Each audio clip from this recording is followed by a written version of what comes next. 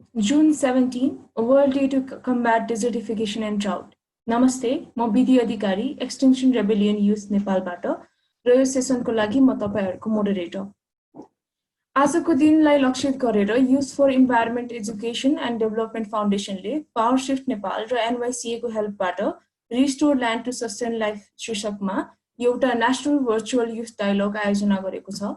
यस वेबिनारमा food, feed, fiber, the links between sustainable production, consumption and land को विषयमा छलफल गरिनेछ।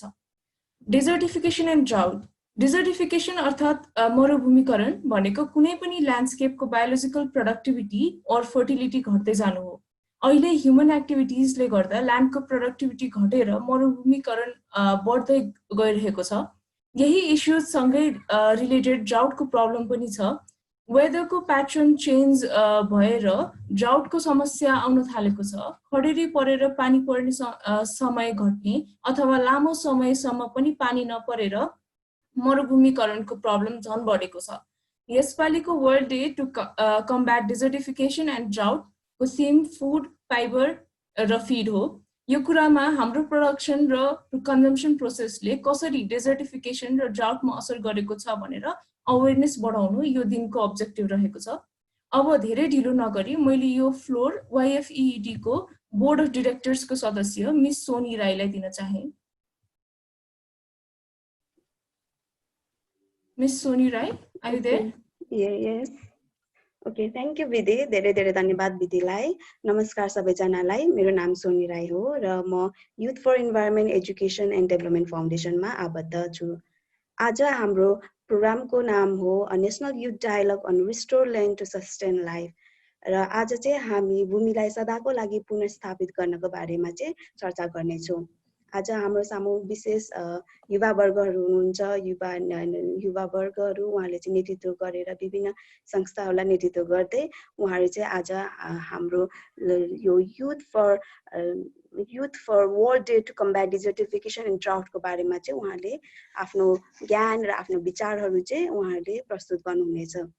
अब ढिला नगरी उहाँहरूलाई म स्वागतम गर्न चाहन्छु। हाम्रो पहिलो गेस्ट हुनुहुन्छ मिस सलोनिका न्यौपाने। उहाँ एक्जिक्युटिभ मेम्बर हुनुहुन्छ पावर शिफ्ट नेपालमा। त्यसै गरी हाम्रो अर्को विशेष युवा हुनुहुन्छ मिस्टर आइएस खुलाल मगर। उहाँ चाहिँ बोर्ड अफ डाइरेक्टर हुनुहुन्छ youth for environment education and development फाउन्डेसनमा। त्यसै गरी हाम्रो अर्को विशेष पाहुना हुनुहुन्छ मिस प्रकृति कोइराला। उहाँ पब्लिक रिलेसन्स अफिसर PRD मा क्लाइमेट्स नेपालमा चाहिँ आबद्ध हुनुहुन्छ। त्यसै गरी हुनुहुन्छ हाम्रो अर्को गेस्ट मिस्टर सचिन थापा। उहाँ युथ क्लाइमेट एडभोकेट र बुटवललाई चाहिँ प्रतिनिधित्व गर्दै आउनुभएको छ। त्यसै गरी हुनुहुन्छ अर्को हाम्रो guest miss Manisha Acharya, editorial coordinator Nepalese youth for climate action दाङबाट प्रतिनिधित्व गर्नुहुँदैछ। यसरी हाम्रो पाँच विशेष पाहुनाहरू, उहाँहरूलाई सबैलाई धेरै धेरै धन्यवाद छ। उहाँहरूले चाहिँ आज हामीलाई उहाँको विचारहरू राख्नुहुनेछ र उहाँलाई धेरै धेरै धन्यवाद ज्ञापन गर्दै यो प्रोग्राम अगाडि बढाउनको लागि विधिजीलाई हस्तान्तरण गर्दछु। Thank you. Thank you miss Soni Rai. आजको यो छलफलमा हामीसँग 5 जना प्यानलिस्ट हुनुहुन्छ। मिस सोनी राईले भने जस्तै हाम्रो पहिलो प्यानलिस्ट मिस सलोनिका न्यौपाने जो एक इन्भाइरोन्मेन्टल एक्टिभिस्ट पनि हो। हाल पावर शिफ्ट नेपालको एक्जिक्युटिभ मेम्बरका रूपमा हुनुहुन्छ। उहाँ अहिले मास्टर्स इन साइकोलोजी पर्स्यु गर्दै हुनुहुन्छ। हाम्रो दोस्रो प्यानलिस्ट मिस प्रकृति कोइरालाले आफ्नो त्रिभुवन युनिभर्सिटीबाट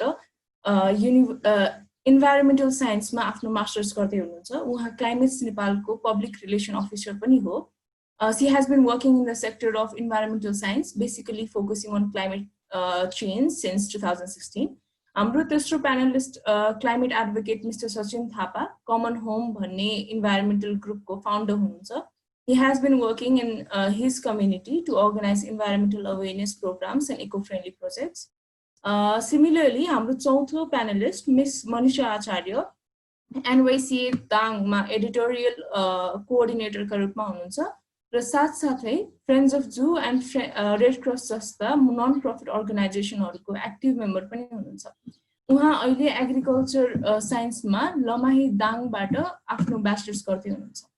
हाम्रो पाँचौं यानी last panelist IS Khulal Magar अहिले youth for environment education and development फाउन्डेसनको बोर्ड अफ डिरेक्टर सदस्य हुनुहुन्छ र साथसाथै लियो क्लबको क्रिएटिभ युथ काठमाडौँको क्लब सर्भिस चेयरपर्सन पनि हुनुहुन्छ he is currently pursuing his bachelors in public administration without further delay हामी अब यस वेबिनारको अगाडि यस वेबिनारलाई अगाडि बढाउँछौँ मैले सबैभन्दा पहिला चाहिँ मिस प्रकृति कोइरालालाई प्रश्न राख्न चाहे as we know, Nepal is already facing water problems in many places, and one of the major impacts faced is drought. As a youth learner and observer, what is your take on this, and what do you think are the causes? Yes, please. Thank you for the question. म चाहिँ डेजर्टिफिकेसनबाट अघि हजुरले अलिकति जोड्नु भयो त्यहीबाट सुरु गर्न चाहे डेजर्ट भन्नाले चाहिँ मरुभूमि ड्राई रिजन हो हैन जहाँ चाहिँ सिजनल हाई टेम्परेचर अनि लो प्रेसिपिटेसन हुन्छ इभापोरेसन रेट चाहिँ एकदमै हाई हुन्छ र डेजर्टिफिकेसन भन्नाले चाहिँ प्रोडक्टिभ ल्यान्डको चाहिँ डिग्रेडेसन हुनु हो यो आर्टिफिसियल मानव सिर्जित जुन कारणहरू वनको विनाश गर्नु ओभर ग्रेजिङ र ग्लोबल वार्मिङ पृथ्वीको तापक्रम बढ्नु जस्तो कारणले चाहिँ यसमा कन्ट्रिब्युट गर्छ र खडेरी जुन हजुरले भन्नुभयो ड्रटले पनि डेजर्टिफिकेसनमा चाहिँ एकदमै कन्ट्रिब्युट गर्छ र यो खडेरी र मरुभूमिकरण भनेको चाहिँ एकदम इन्टररिलेटेड टर्म हो अनि यस नेपाल कन्टेक्स्टमा चाहिँ खडेरीले चाहिँ एकदमै धेरै ठुलो असर गरिरहेको छ विशेष गरी एग्रिकल्चर र बायोडाइभर्सिटीको सेक्टरमा ठुलो इम्प्याक्ट पारिरहेको छ पहिला हामीले चाहिँ पहिलो कुरा हामीले नेपालको भौगोलिक बनोट कस्तो छ भनेर बुझ्न जरुरी हुन्छ हाम्रो देश भनेको हिमाल पहाड तराई मिलेको देश हैन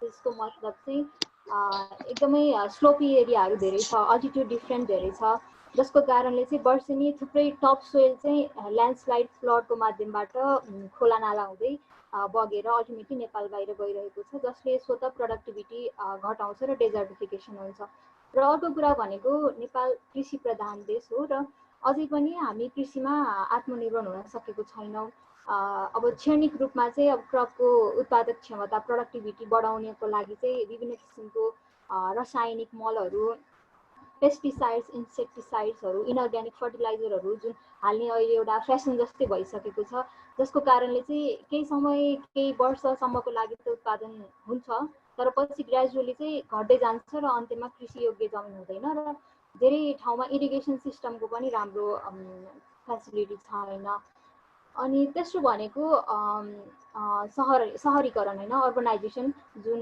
रेटमा भइरहेछ सबैतिर पानी पनि नछिर्ने गरी कन्क्रिट बनाइदैछ र माउन्टेन्स हिल्सबाट चाहिँ लो ल्यान्डतिर माइग्रेसन जुन भइरहेको छ त्यसले गर्दा आफ्नो वासस्थान र आफ्नो लाइभलीहुड आफ्नो जीविकोपार्जनको निम्ति पनि वन फडानी गर्ने प्रोडक्टिभ ल्यान्डमा चाहिँ सेटलमेन्टको लागि युज गर्ने हैन यसले पनि ल्यान्ड डिग्रेडेसनमा धेरै कन्ट्रिब्युट गरिरहेको छ ग्राउन्ड वाटर चाहिँ रिचार्ज हुने जमिन कतै पनि छैन र अर्को हामी सबैलाई थाहा भएको अघि हजुरले पनि भन्नुभयो जलवायु परिवर्तनको कारणले एक्सट्रिम प्रेसिपिटेसन भइरहेको छ पानी पर्दै नपर्ने खडेरी हुने अनि परेपछि चाहिँ एकदमै ठुलो इन्टेन्सली पर्ने हैन र जब यो इन्टेन्स रेनफल चाहिँ डिफोरेस्टेसन भएको ठाउँमा स्लोपी एरियामा हुन्छ यसले चाहिँ टप सोइललाई सबै बगाएर लैजान्छ र जसको कारणले फेरि पनि ल्यान्ड डिग्रेडेसन हुन्छ र त्यो परेको जुन पानी छ त्यो पनि रिजर्भ हुन पाउँदैन र यस्तै कारणहरूले चाहिँ वाटर स्कार्सिटी फेस गर्नु परेको छ अहिले यति नै भने दिदीजी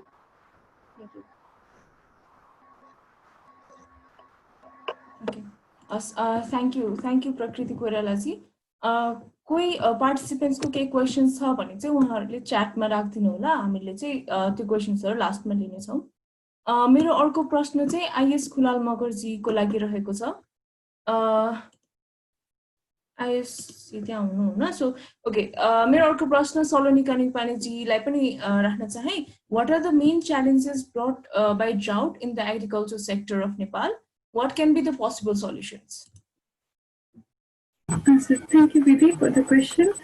Okay, प्रकृतिजीले भनेको जस्तै ड्राउटको चाहिँ अब अहिले समस्या धेरै बढेको छ अब ड्राउट भनेपछि चाहिँ धेरै समयसम्म पानी नपर्ने हो होइन सो नेपालमा पनि अब पहिला 15-20 वर्ष अगाडिसम्म चाहिँ 3 महिनासम्म लगातार पानी पर्थ्यो मनसुनको बेलामा भने अहिले चाहिँ त्यो घटेर 4-5 हप्ता मात्र भएको छ र त्यसरी पानी पर्ने समय पनि घट्दै गएपछि चाहिँ हाम्रो पोखरी ताल तलाउ खोला नदीहरू सबैमा पानीको मात्रा घट्दै जान्छ।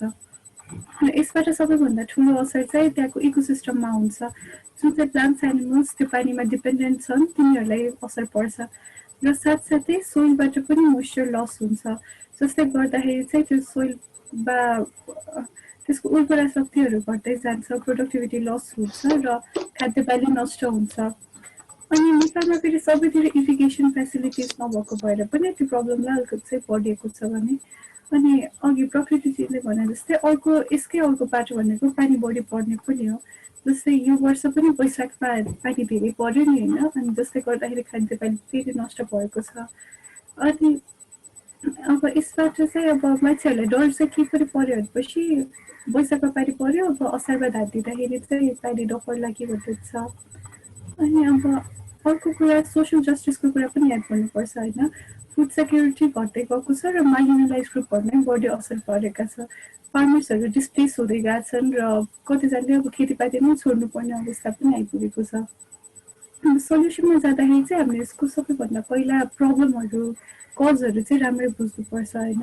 अब मेन कारण भनेको क्लाइमेट चेन्ज हो, जसले गर्दाखेरि चाहिँ वेदर प्याटर्न चेन्ज भएर पानी परिरहेको छैन। र त्यसले गर्दाखेरि हामीले कुनै पनि सल्युसन प्रपोज गर्दाखेरि चाहिँ क्लाइमेट चेन्जमा कसरी असर गर्छ भनेर पनि एकदम ध्यान दिनुपर्छ।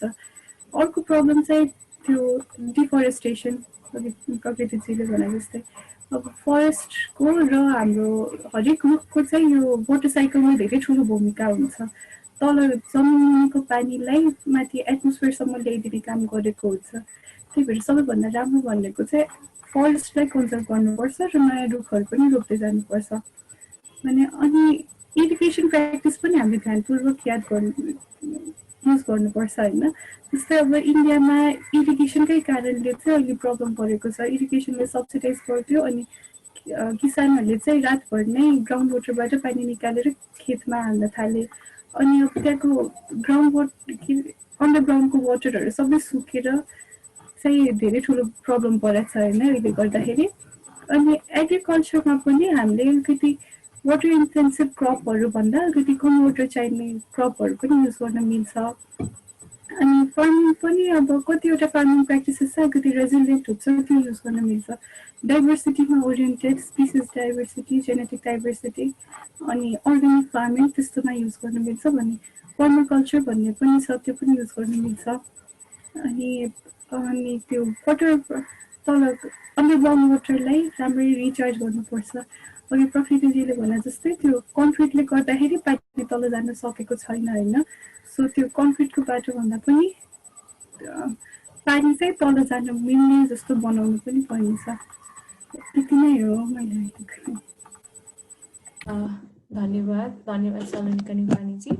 अब मेरो प्रश्न चाहिँ IS Kulal मगरजीलाई। Since you have participated in UNCCD COP14 and you have been working on this field, can you share the experiences of working locally and also internationally? Do you think there are efforts being made to solve these rising problems? Thank you for having me here, and I'm really lucky to be part of this program.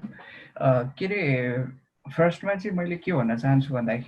since we are all studying fresh and this is starting young, हामी सबैसँग चाहिँ त्यो त्यति धेरै broad ideasहरू हुँदैन। अनि it's all about like participating in all of these kind of programs and त्यसपछि self learning, researchको कुराहरू र अनि हाम्रो अग्रजहरूबाट चाहिँ सिक्नुपर्ने कुराहरू हुन्छ। अनि त्यसपछि UNCCD चाहिँ अब united nation convention to combat desertification र अब हामीले यस्तो ठुल्ठुलो चाहिँ नामहरू सुनिराख्दाखेरि चाहिँ यिनीहरूको वर्किङ्सहरू हामीलाई थाहा हुँदैन। म अलिकति त्यसमा जान चाहेँ होइन। फर्स्टमा चाहिँ अब एउटा कन्भेन्सन र अनि त्यसपछि प्रोटोकलको अलिकति कुरा गरिहाल्छु है। कन्भेन्सन भनेको चाहिँ एउटा framework in which the parties decide the basic guidelines without delving into painstaking details होइन। अब जस्तै अब एउटा पनि कन्भेन्सन हुन्छ, सम्मेलन हुन्छ अन्तर्राष्ट्रिय होइन, त्यसमा चाहिँ के हुन्छ भन्दाखेरि डिफ्रेन्ट पार्टिजहरू आउँछ। लाइक डिफ्रेन्ट पार्टिज मतलब अब देशहरू होइन, अनि स्टेट्सहरू अनि आइएनजिओसहरू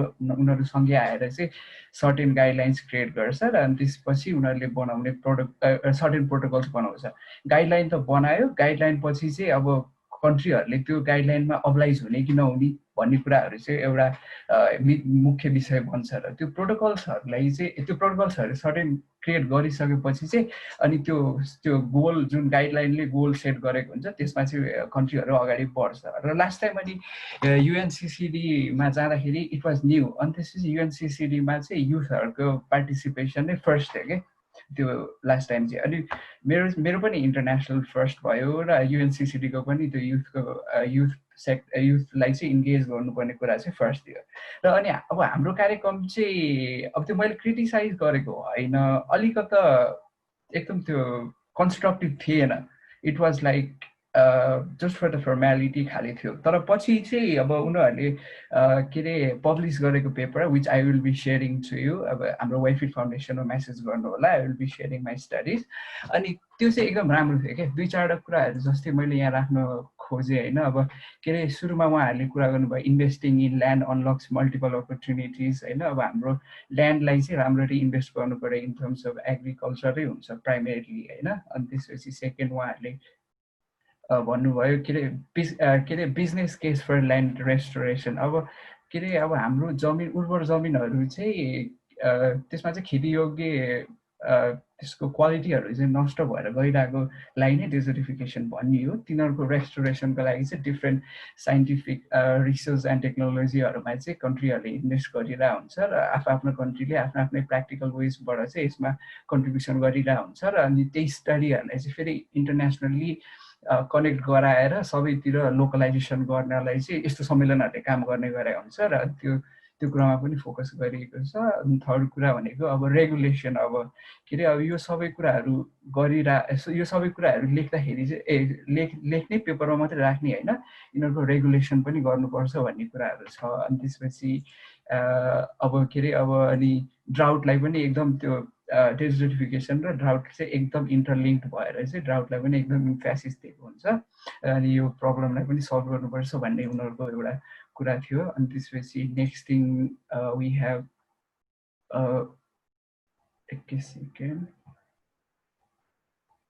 अनि त्यसपछि के अरे यो हाम्रो यो कोपमा चाहिँ के अरे हाम्रो यो आउने पार्टिजहरू छ नि यो पार्टिजहरूलाई चाहिँ के अरे त्यो हाम्रो सस्टेनेबल डेभलपमेन्ट गोल्सहरू जुन चाहिँ अरू इन्टरलिङ्क छ यिनीहरूलाई चाहिँ एकदम बेसिस बनाएर राम्ररी ट्रु टु आवर सेल्फ भएर चाहिँ के अरे अगाडि बढ्नुपर्छ भन्ने कुरा छ जस्तै अब हाम्रो SDG goal number 12 sustainable consumption and प्रोडक्सनको कुरा छ जसमा चाहिँ अब के अरे हरेक सिभिलाइजेसनको चाहिँ एउटा फुटप्रिन्ट हुन्छ इकोलोजिकल फुटप्रिन्ट हुन्छ त्यसलाई कम गर्ने अनि त्यसपछि त्यो यस्तो dynamic डेजर्टिफिकेसन is also a dynamic process जसमा चाहिँ सबै अरू गोल्सहरूलाई चाहिँ इन्टरलिङ्क गराएर अगाडि कसरी बढ्ने भन्ने र अनि त्यो पार्टिजहरूलाई चाहिँ राम्रो रेगुलेसन गर्नु भन्ने कुराहरूमा चाहिँ लागेको थियो र अनि हाम्रो नेपालबाट पनि रिप्रेजेन्टेटिभ्सहरू जानुभएको थियो we have been part of this since 19 something I'm sorry I forgot that date अनि त्यसपछि हाम्रो नेपालले पनि धेरै भेरियस स्टडिजहरू चाहिँ यसमा पब्लिस गरिसकेको छ र त्यो पनि म तपाईहरुलाई पब्लिस गर्छु र अनि मेरो नेक्स्ट क्वेशनमा चाहिँ हामीले लास्ट टाइम गरेको Nepal people's forum on sustainable development जहाँनेरि चाहिँ हामीले डेजर्टिफिकेसनको बारेमा अलिकति फाइन्डिङ्सहरू गराएको थियो त्यो म सेयर गरौँला यति हो thank you thank you IS Kulal मगरजी मैले फेरि रिपिट गर्न चाहे कसैको केही क्वेसन छ भने चाहिँ च्याट बक्समा राखिदिनु होला हामीले लास्टमा त्यसलाई अक्युमुलेट गरेर सोध्नेछौँ मेरो अर्को प्रश्न चाहिँ सचिन थापाजीको लागि छ at this very young age you are well aware with the climate change issues and also have been running an organization in Butwal. Could you share some of the changes that you might have been experiencing in your area due to human activities and climate change in agriculture and availability of water?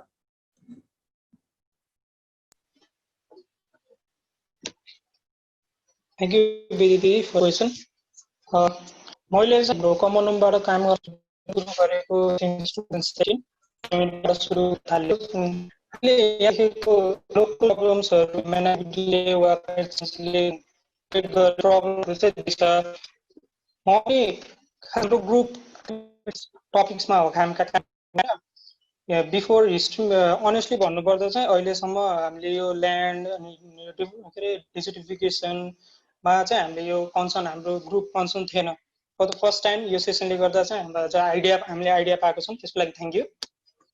अनि अनि चाहिँ हाम्रो land, हाम्रो climate change र human activity असर गरेको छ भन्दाखेरि हाम्रो रिभर्स, सुरुमा चाहिँ हाम्रो रिभर्स, किनभने यहाँ मेन बुटोल एरियामा चाहिँ म्याक्सिमम तपाईँको रिभर, म्याक्सिमम कम्युनिटी चाहिँ हाम्रो एउटा रिभरमा डिपेन्ड छ सबै कुराको लागि। तपाईँको इरिगेसन, एग्रिकल्चर अनि तपाईँको सोसियल एक्टिभिटिज अनि एनिमलहरू सबै एउटै रिभरमा डिपेन्ड। अनि के भयो भन्दाखेरि तपाईँको 5-6 इयर्सदेखि चाहिँ इन्डस्ट्रीहरू धेरै बनिसक्यो। अनि इन्डस्ट्रीले गर्दा चाहिँ तपाईँको केमिकल्सहरू तपाईँ त्यहाँको डिस्पोज नगर्ने, सिधै नै खोलामा हुन्छ नि, रिभरमा गरिदिने, त्यस्तो काम गर्छ।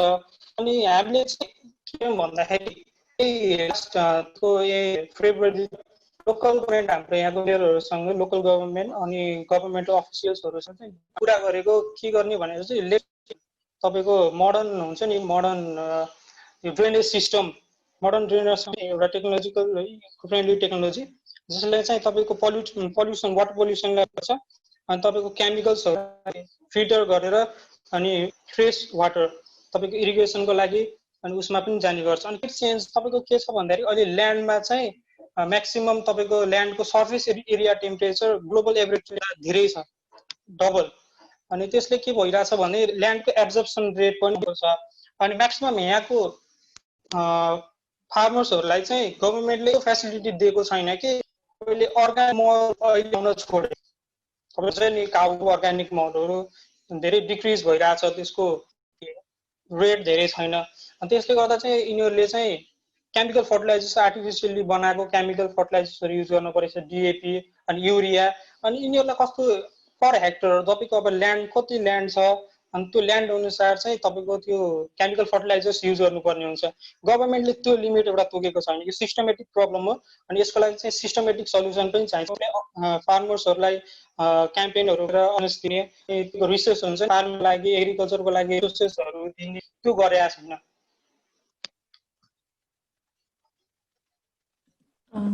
थ्याङ्क यू सचिनजी। मेरो अर्को क्वेसन चाहिँ हाम्रो एउटा च्याटमा चाहिँ क्वेसन आइसकेको छ, त्यो चाहिँ यो फर्स्ट राउन्डको लास्टमा लिउँला। अर्को क्वेसन चाहिँ मनिषा आचार्यजीको लागि छ। Do you think campaigning can help aware people about the causes and consequences of desertification in our local communities and if yes, how, and have you been involved in any such activities? Manisha ji, हजुरले आफूलाई unmute गर्नुपर्ने हुन्छ। Thank you. ल म सुरु गर्छु है त। अब क्याम्पेन अर्थात् अभियान होइन, हामीले क्याम्पेन चाहिँ स्थानीय समुदायलाई सचेत गराउनको लागि विभिन्न तरिकाले अपनाउन सकिन्छ। क्याम्पेन चाहिँ एकदमै जरुरी हुन्छ। कुनै पनि मान्छेहरूलाई, पब्लिकलाई केही पनि कुराको बारेमा कजेस कन्सिक्वेन्सेसहरू बताउनको लागि क्याम्पेन चाहिँ एकदमै जरुरी हुन्छ होइन। अनि त्यसलाई लोकल लेभलमा चाहिँ कसरी अपग्रेड गर्न सकिन्छ, कसरी लोकल मान्छेहरूलाई बुझाउन सकिन्छ भन्ने कुरा बताउनको लागि चाहिँ म यहाँ भन्न गइरहेकी छु होइन। पहिले त क्याम्पेन भनेको एकदमै साधारण हुनुपर्छ, एकदम लेम्यान अर्थात् साधारण व्यक्तिले पनि त्यसलाई बुझ्न सक्ने हुनुपर्छ। क्याम्पेन पब्लिकलाई टार्गेट गरेर बनाइएको हुनुपर्छ। अनि समय सान्दर्भिक अनि कस्तो चाहिँ हुन पर्यो भन्दाखेरि कथावस्तु चाहिँ सत्य तथ्य हुनपर्छ होइन। अनि ट्रेनिङ दिँदा होस् अथवा डेमोन्स्ट्रेट गर्दा होस् स्थानीय स्रोतको प्रयोग हुनपर्छ। रेडियो ब्रोडकास्टिङ गर्न सकिन्छ, टेलिभिजन ब्रोडकास्टिङ गर्न सकिन्छ होइन। अनि एउटा कुरा चाहिँ कस्तो हुन्छ भन्दाखेरि यदि वर्कसप अथवा ट्रेनिङ गर्दाखेरि होइन, त्यो फिल्डको यदि अग्रज व्यक्ति आयो भने चाहिँ त्यसमा अरू मान्छेहरूलाई, त्यो लोकल मान्छेहरूलाई त्यो इन्ट्रेस्ट बढेर जान्छ त्यो कुरामा होइन। अनि त्यसपछि देशअनुसारको भेष भने जस्तै कुनै पनि ठाउँमा कस्तो प्रोग्रामले चाहिँ अफेक्ट गर्छ त्यस्तो खालके क्याम्पेनहरू गर्नुपर्छ। यसको लागि चाहिँ मैले एउटा इक्जाम्पल दिन चाहेँ होइन। फार वेस्टर्न सुदूरपश्चिममा चाहिँ एनवाई बैतडीले कुनै पनि प्रोग्राम गरेर यदि मेसेज दिनुपर्ने थियो अथवा केही कुरा पब्लिकलाई अवेर गर्न पर्ने थियो भने चाहिँ सडक नाटकहरू गरिन्थ्यो कि, किनभने त्यसरी चाहिँ मान्छेहरू आफूलाई त्यो प्रोग्राममा बढी इन्टरेक्ट गरेको पाउँथे होइन। अनि त्यो विषयवस्तु चाहिँ सहजताका साथ उनीहरूलाई बुझाउन सकिन्थ्यो। त्यही भएर उनीहरूले प्रायोरिटिजमा चाहिँ एउटा यो सडक नाटकलाई राख्नु भएको थियो हैन। त्यसै गरेर अब कम्प्यारिजन गर्ने, डाटा एनालाइसिसहरू देखाउने, अनि सिन मतलब जे देखिन्छ त्यही पत्याइन्छ नि त। त्यही भएर त्यस्तो कुराहरूलाई चाहिँ एकदम नोटिस गराएर मान्छेहरूलाई भन्यौँ भने चाहिँ यस्तो खालको क्याम्पेनहरूले चाहिँ मान्छेहरूलाई इन्भल्भ गराउँछ हैन।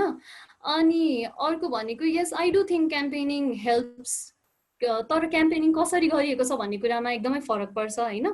र्याली प्रदर्शन गरेर चाहिँ डेजर्टिफिकेसनको कज एन्ड कन्सिक्वेन्सेसहरूको बारेमा भनेर मान्छेहरूले बुझ्छन् जस्तो अलिक कम लाग्छ, किनभने त्यो चाहिँ 10 to 20% हुन्छ नि। सेन्ट्रल लेभलमा भएको मान्छे अनि काठमाडौँ भ्यालीमा भएको मान्छेहरूले, हामी जस्तो मान्छेहरूले चाहिँ त्यो बुझ्छ। अब 40+ मान्छेहरू अथवा 9-10 को स्टुडेन्ट्सहरू, 8-9 को स्टुडेन्ट्सहरूलाई यो कुराले धेरै फरक पर्दैन। त्यही भएर समय सान्दर्भिक हुन चाहिँ एकदमै जरुरी छ हैन। अनि एनवाइसीमा कार्यरत रहँदा मैले धेरै क्याम्पेनिङहरूमा चाहिँ काम गरेको छु। अनि ती मध्येहरू कुनै चाहिँ म भन्न चाहन्छु हैन। यही world day to combat desertification and drought 2019 लाई अवसर 2019 मा चाहिँ एउटा अवसर पाएर हामीले के गरेको थियौँ भन्दाखेरि एउटा एफोरेस्टेसन प्रोग्राम गरेको थियौँ। 10 देखि 10 वटा स्कुलमा, लमैको 10 वटा स्कुलहरूमा चाहिँ हामीले वृक्षारोपण गरेका थियौँ हैन। त्यहाँको नगरपालिकालाई पनि इन्भल्भ गराएर त्यसमा चाहिँ के गरेको थियो भन्दाखेरि बच्चाहरू 9-10 मा पढ्ने, 11-12 मा पढ्ने स्टुडेन्ट्सहरूलाई चाहिँ यसले एफोरेस्टेसनले कसरी हेल्प गर्छ भन्ने कुरामा अवेर गराएका थियौँ। अनि एउटा चाहिँ प्रोग्राम के थियो भन्दा कृषि विषादी र जलवायु परिवर्तन सम्बन्धी 1 दिने तालिम थियो हैन। त्यसमा पनि किसानलाई कृषि, जलवायु अनि विषादीलाई लिएर एउटा ट्रेनिङ दिएको थियो। त्यसमा पनि बुझाउन हेल्प गरेको थियो। त्यस्तै अब गाइडेन्स प्रोग्रामहरू हुन्छ, ग्रिन डिस्कसन सिरिजहरू हुन्छ, यी सबै प्रोग्रामहरू पनि क्याम्पेनिङमा पर्छन् हैन। यही क्याम्पेनिङहरूले हेल्प गर्छन्। अनि एउटा चाहिँ मैले आफ्नो एक्सपिरियन्स सेयर गर्न चाहेँ। म स्कुल लेभलमा हुँदाखेरि चाहिँ एफओजेड मेम्बरसिपमा कस्तो हुन्थ्यो भन्दाखेरि एफओजेड भनेको एनटिएनसी को अन्तर्गतमा पर्छ हैन। अनि त्यहाँनिर चाहिँ स्कुल लेभलमा हुँदाखेरि कन्जर्भेसन अनि त्यसपछि यो वाइल्ड लाइफको बारेमा मैले धेरै कुराहरू सिक्न पाएँ। अनि त्यसले गर्दाखेरि स्कुल लेभलमै मलाई के बस्यो भन्दाखेरि हामीले यो कुरामा चाहिँ यसलाई नजरअन्दाज गर्नु हुँदैन, यो कुरालाई हामीले बढाउँदै लिएर जानुपर्छ। यो मेरो लागि एउटा प्रेरणाको स्रोत बन्यो हैन। त्यसैले क्याम्पेनिङहरू चाहिँ ठुलो मान्छेहरूलाई भन्दा सानो मान्छेहरूलाई बच्चैदेखि क्याम्पेनिङमा दियौँ भने त्यसले चाहिँ एकदम पोजिटिभ रिजल्ट लिएर आउँछ जस्तो मलाई लाग्छ है। Thank you. Thank you Manisha आचार्यजी। हामीले चाहिँ फर्स्ट क्वेसन एउटा आएको छ हैन, वाइ उज्जवल कार्कीजीबाट आएको छ, why land restoration plays a vital role in achieving sustainable development भन्नु भएको छ प्यानलिस्टबाट, जसले यसको आन्सर गरे पनि हुन्छ। मैले भन्दा हुन्छ होला त हाम्रो मोडरेटर। सो अनि के अरे लास्ट इयर 2019 मा चाहिँ हामीले Nepal people's forum on sustainable development गराएको थियौँ। त्यहाँनिर चाहिँ 5 वटा डिफ्रेन्ट टपिकहरूमा चाहिँ हामीले काम गर्दाखेरि हाम्रो वाइफिड फाउन्डेसनले चाहिँ डेजर्टिफिकेसनकोमा काम गराएको थियो। सो त्यस रिसर्च गर्ने काममा चाहिँ हामीले चाइनाले अहिले एकदम राम्रो लिड लिइरहेको छ क्या यो केसमा, डेजर्टिफिकेसनमा। त्यहाँनिर चाहिँ उहाँहरूले के गर्नु, चाइनामा चाहिँ रिसर्च एन्ड डेभलपमेन्टमा एकदम हेभी खर्च गर्ने उनीहरू। अनि त्यसपछि साइन्टिस्टहरूलाई चाहिँ अलिक धेरै इन्सेन्टिभ दिने, अनि त्यसपछि रिसर्च एन्ड डेभलपमेन्ट साइन्टिफिक वेबाट चाहिँ कसरी सल्भ गर्ने भनेर उहाँहरूले चाहिँ काम गरिरहनु भएको। अनि फर्स्टमा चाहिँ उनीहरूले त्यो डेजर्टको स्प्रेड रोक्ने के त्यो के अरे पोलिल्याक्टिक एसिड स्यान्ड ब्यारियर्सहरू बनाएर चाहिँ उहाँहरूले चाहिँ त्यो के अरे त्यो डेजर्टलाई चाहिँ त्यो डेजर्टको त्यो माटो हुन्छ नि, त्यो माटोलाई चाहिँ यता उर्वर जमिनतिर आउनलाई रोक्ने फर्स्टमा त्यो। अनि त्यसपछि सेकेन्डमा चाहिँ अनि त्यसपछि त्यो डेजर्टको माटोलाई चाहिँ कसरी फेरि त्यहाँनिर चाहिँ न्युट्रियन्ट्सहरू हालेर के मिक्स गरेर फेरि त्यसमा चाहिँ खेतीयोग्य बनाउने भन्ने सेकेन्ड अप्सन होइन। थर्डमा चाहिँ यदि त्यो खेतीयोग्य भइसकेपछि त्यहाँनिर चाहिँ क्यास क्रपहरूको चाहिँ इन्ट्रोडक्सन गर्ने। सो तीनटा फेजबाट चाहिँ यसलाई सल्भ ल्यान्ड रिस्टोरेसन सल्भ चाहिँ चाइनामा चाहिँ भइरहेको छ। जस्तै फर्स्टमा चाहिँ त्यो के अरे डेजर्टको ग्रोथ रोक्ने एउटा भइहाल्यो, त्यो ड्राई ल्यान्डहरूमा चाहिँ डेजर्टको ग्रोथ रोक्ने होइन। अनि सेकेन्डमा चाहिँ अब थ्रु डिफ्रेन्ट के अरे साइन्टिफिक वेज त्यो त्यो डेजर्टको माटो र पानी चाहिँ कसरी रिटेन गरेर त्यहाँनिर चाहिँ त्यो ग्रोथ के अरे प्लान्ट्सहरूको ग्रोथ गराउने, भेजिटेसन ग्रोथ गराउने, त्यो सेकेन्ड स्टेप भयो। अनि थर्ड स्टेप चाहिँ के भन्दाखेरि यदि त्यहाँनिर क्रप्सहरू ग्रो भइसक्यो भनेपछि चाहिँ त्यसलाई चाहिँ क्यापिटलाइज गर्ने हिसाबले सेकेन्डमा चाहिँ क्यास क्रप गर्ने। सो यो प्रोसेसमा चाहिँ ल्यान्ड रेस्टोरेसन उनीहरूले फलो गरिरहेको छ। र अनि अब के अरे I think land restoration is the only like primary way to stop the desertification. Thank you. मैले चाहिँ फेरि रिपिट गर्न चाहे, कसैको केही क्वेसन्सहरू छ भने चाहिँ च्याट बक्समा राखिदिनु होला, त्यहीबाट हामी हजुरको क्वेसन एड्रेस गर्नेछौँ। मेरो अर्को क्वेसन, यो चाहिँ सेकेन्ड राउन्डको क्वेसन चाहिँ मैले सचिन थापाजीको लागि, have you ever tried awareing the youth of your area regarding the issue of climate change and also unmanaged urbanization using chemical fertilizers in land development work without keeping the environment into consideration? And if yes, can you tell us how?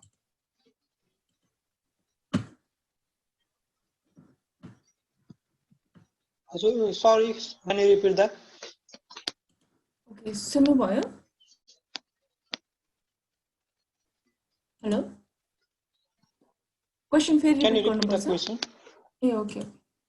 हजुरको question चाहिँ, have you tried awareing the youth of your area regarding the issue of climate change and also unmanaged urbanization, just like using chemical fertilizers in land development work without keeping the environment into consideration? And if yes, can you tell us how?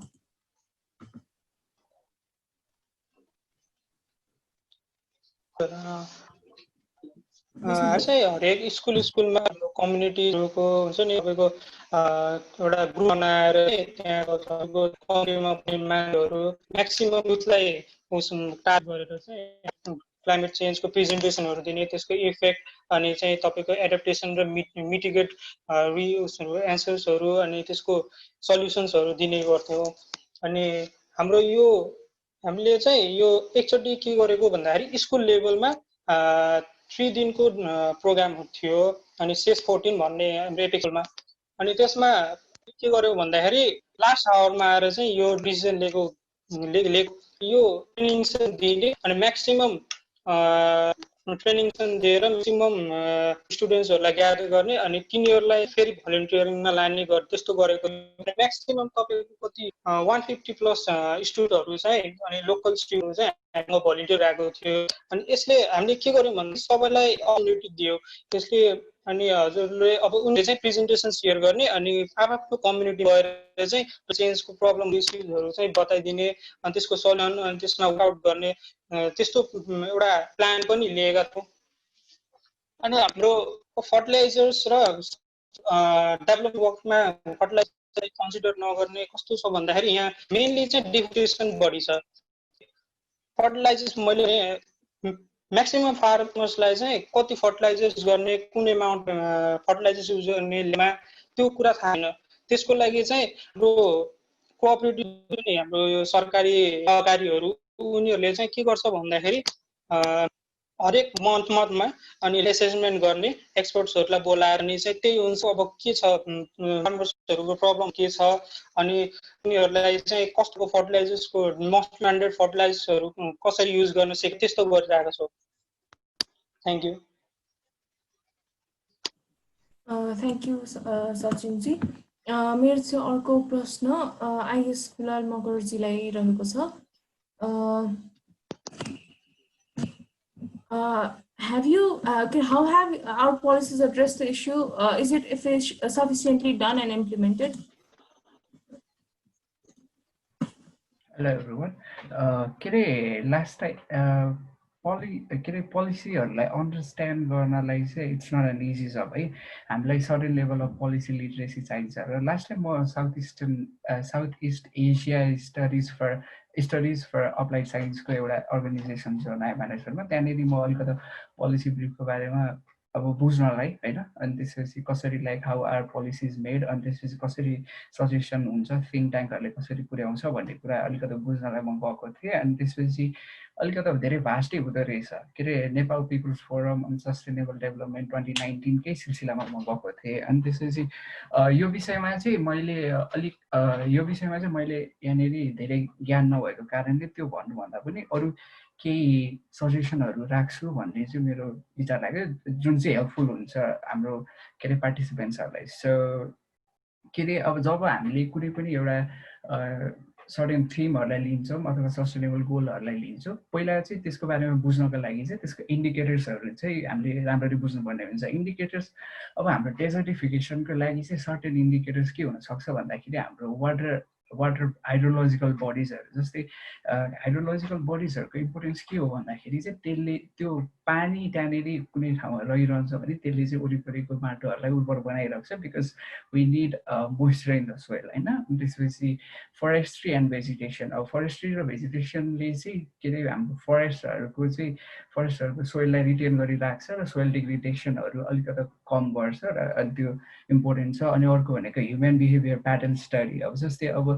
Over ग्रेजिङहरू एकदम issue हुनसक्छ मान्छेहरूले रुख फडानी गर्ने एकदम issue हुनसक्छ यो के अरे मान्छेको साइकोलोजिकल पोइन्ट अफ भ्यू पनि पहिला स्टडी गऱ्यो भने चाहिँ के अरे डेजर्टिफिकेसनको फाइट अगेन्स्टमा चाहिँ हामीलाई काम लाग्छ अनि त्यसपछि अर्को भनेको टोपोग्राफिकल स्टडी जस्तै अब हाम्रो देशमा धेरै ड्राई ल्यान्ड छैन जहाँ चाहिँ अब अफ्रिका र मिडल इस्ट कन्ट्रिजहरूमा चाहिँ the risk of डेजर्टिफिकेसन is relatively very high होइन तर हामीले चाहिँ यस्तै प्रकारको स्टडीहरूलाई चाहिँ लोकलाइजेसन गरेर टोपोग्राफिकल स्टडी एकदम बेस्ट भएर चाहिँ काम त्यो स्टडीहरू पनि अब के अरे त्यो सस्टेन गर्नुपर्छ अनि त्यसपछि डेटा कलेक्सन भन्ने हुन्छ जस्तै अब सोइलको क्वालिटीहरू यताउतिहरू लाइक त्यसै टाइममा चेकअप गर्नुपर्ने हुन्छ अनि त्यो चाहिँ अनि त्यो डेटालाई चाहिँ अब नेसनल रूपमा चाहिँ पब्लिस गरेर गभर्मेन्टले हामी जस्तो रिसर्चरहरूलाई चाहिँ पब्लिकली अभाइलेबल गर्नुपर्ने हुन्छ र अनि इन टर्म्स अफ गुड एकदम त्यो फेक रिडिङहरू राख्ने होइन एकदम त्यो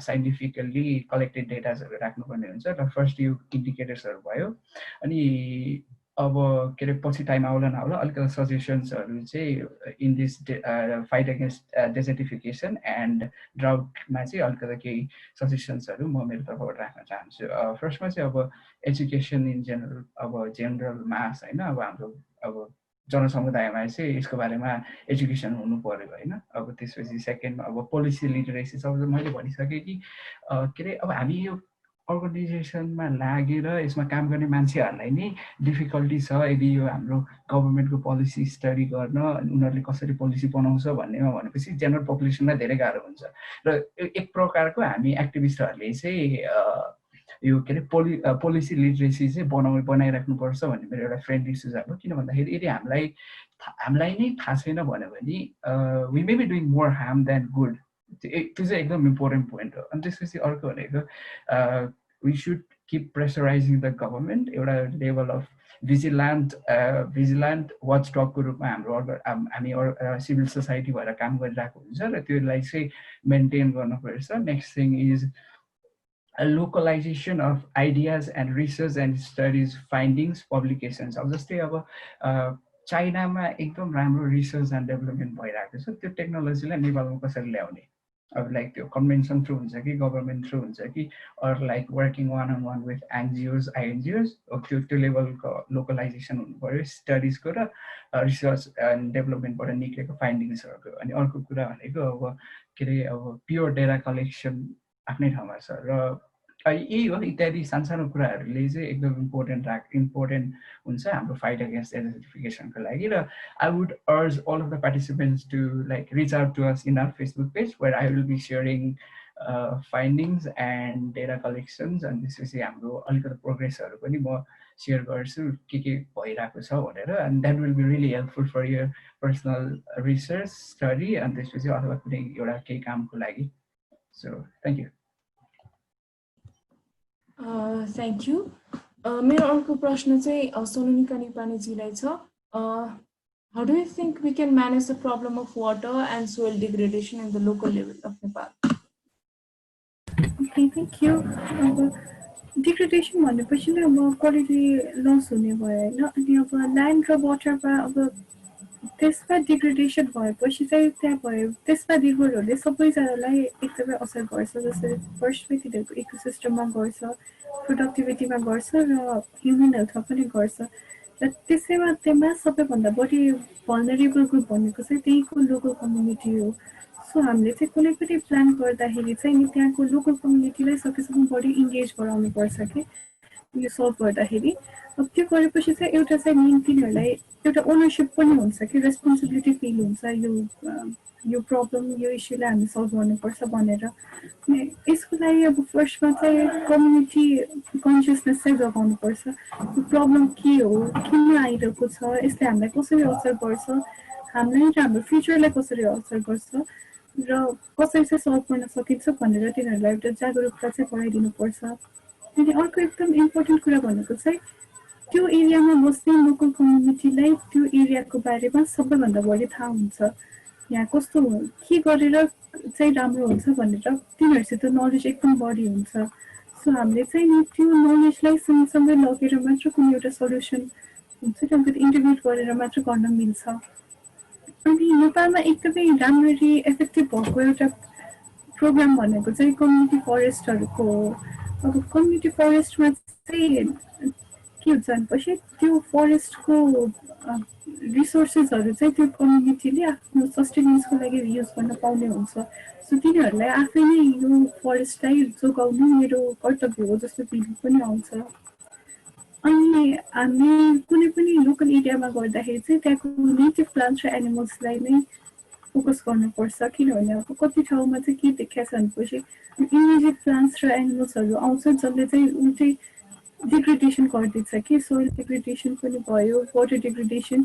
र त्यहाँको पुरै इकोसिस्टमले नै बिगारिदिएको छ सो सकेसम्म त्यो इन्भेजिभहरू आउनुभन्दा पनि र एग्रिकल्चर एभ्रिथिङमा चाहिँ नेटिभ स्पिसिस नै युज गर्नु सबैभन्दा राम्रो भयो अनि हाम्रो वाटर डिग्रेडेसनमा वाटर पल्युसनमा सबैभन्दा ठुलो प्रब्लम भनेको यो इन्डस्ट्रियल वेस्टेजहरू हो जसले चाहिँ अब सोइलमा पनि असर गर्छ जस्तै यो प्रब्लम अब नेपालमा मात्र भन्नु पनि होइन सबैतिर नै हो र हाम्रोमा चाहिँ अलिकति रेगुलेसनको कमी पनि छ होइन लजहरू भए पनि राम्ररी फलो भएको छैन जसरी अघि त्यो सचिनले भन्नुभएको थियो नि त्यहाँ नदीमै सबै कुरा फालिदिन्छन् भनेर सो हामीलाई चाहिँ कुनै पनि नयाँ इन्डस्ट्री खोल्नु अगाडि प्रपर इन्भाइरोमेन्टल इम्प्याक्ट एसेसमेन्टहरू पनि गराउनु पर्छ अनि तिनीहरूको प्लान के छ त्यो वेस्ट डिस्पोजलको प्लान के छ त्यो पनि हेर्नुपर्छ इनकेस त्यो राम्रो प्लान तिनीहरूले दिन सक्दैन भने त्यो इन्डस्ट्री खोल्नु नदिनु नै राम्रो हुन्छ अनि अलरेडी खुलिसकेको इन्डस्ट्री छ भने तिनीहरूमा पनि रेगुलेसन अलिकति टाइट पार्नुपर्छ वेस्ट डिस्पोजलको बारेमा स्पेसली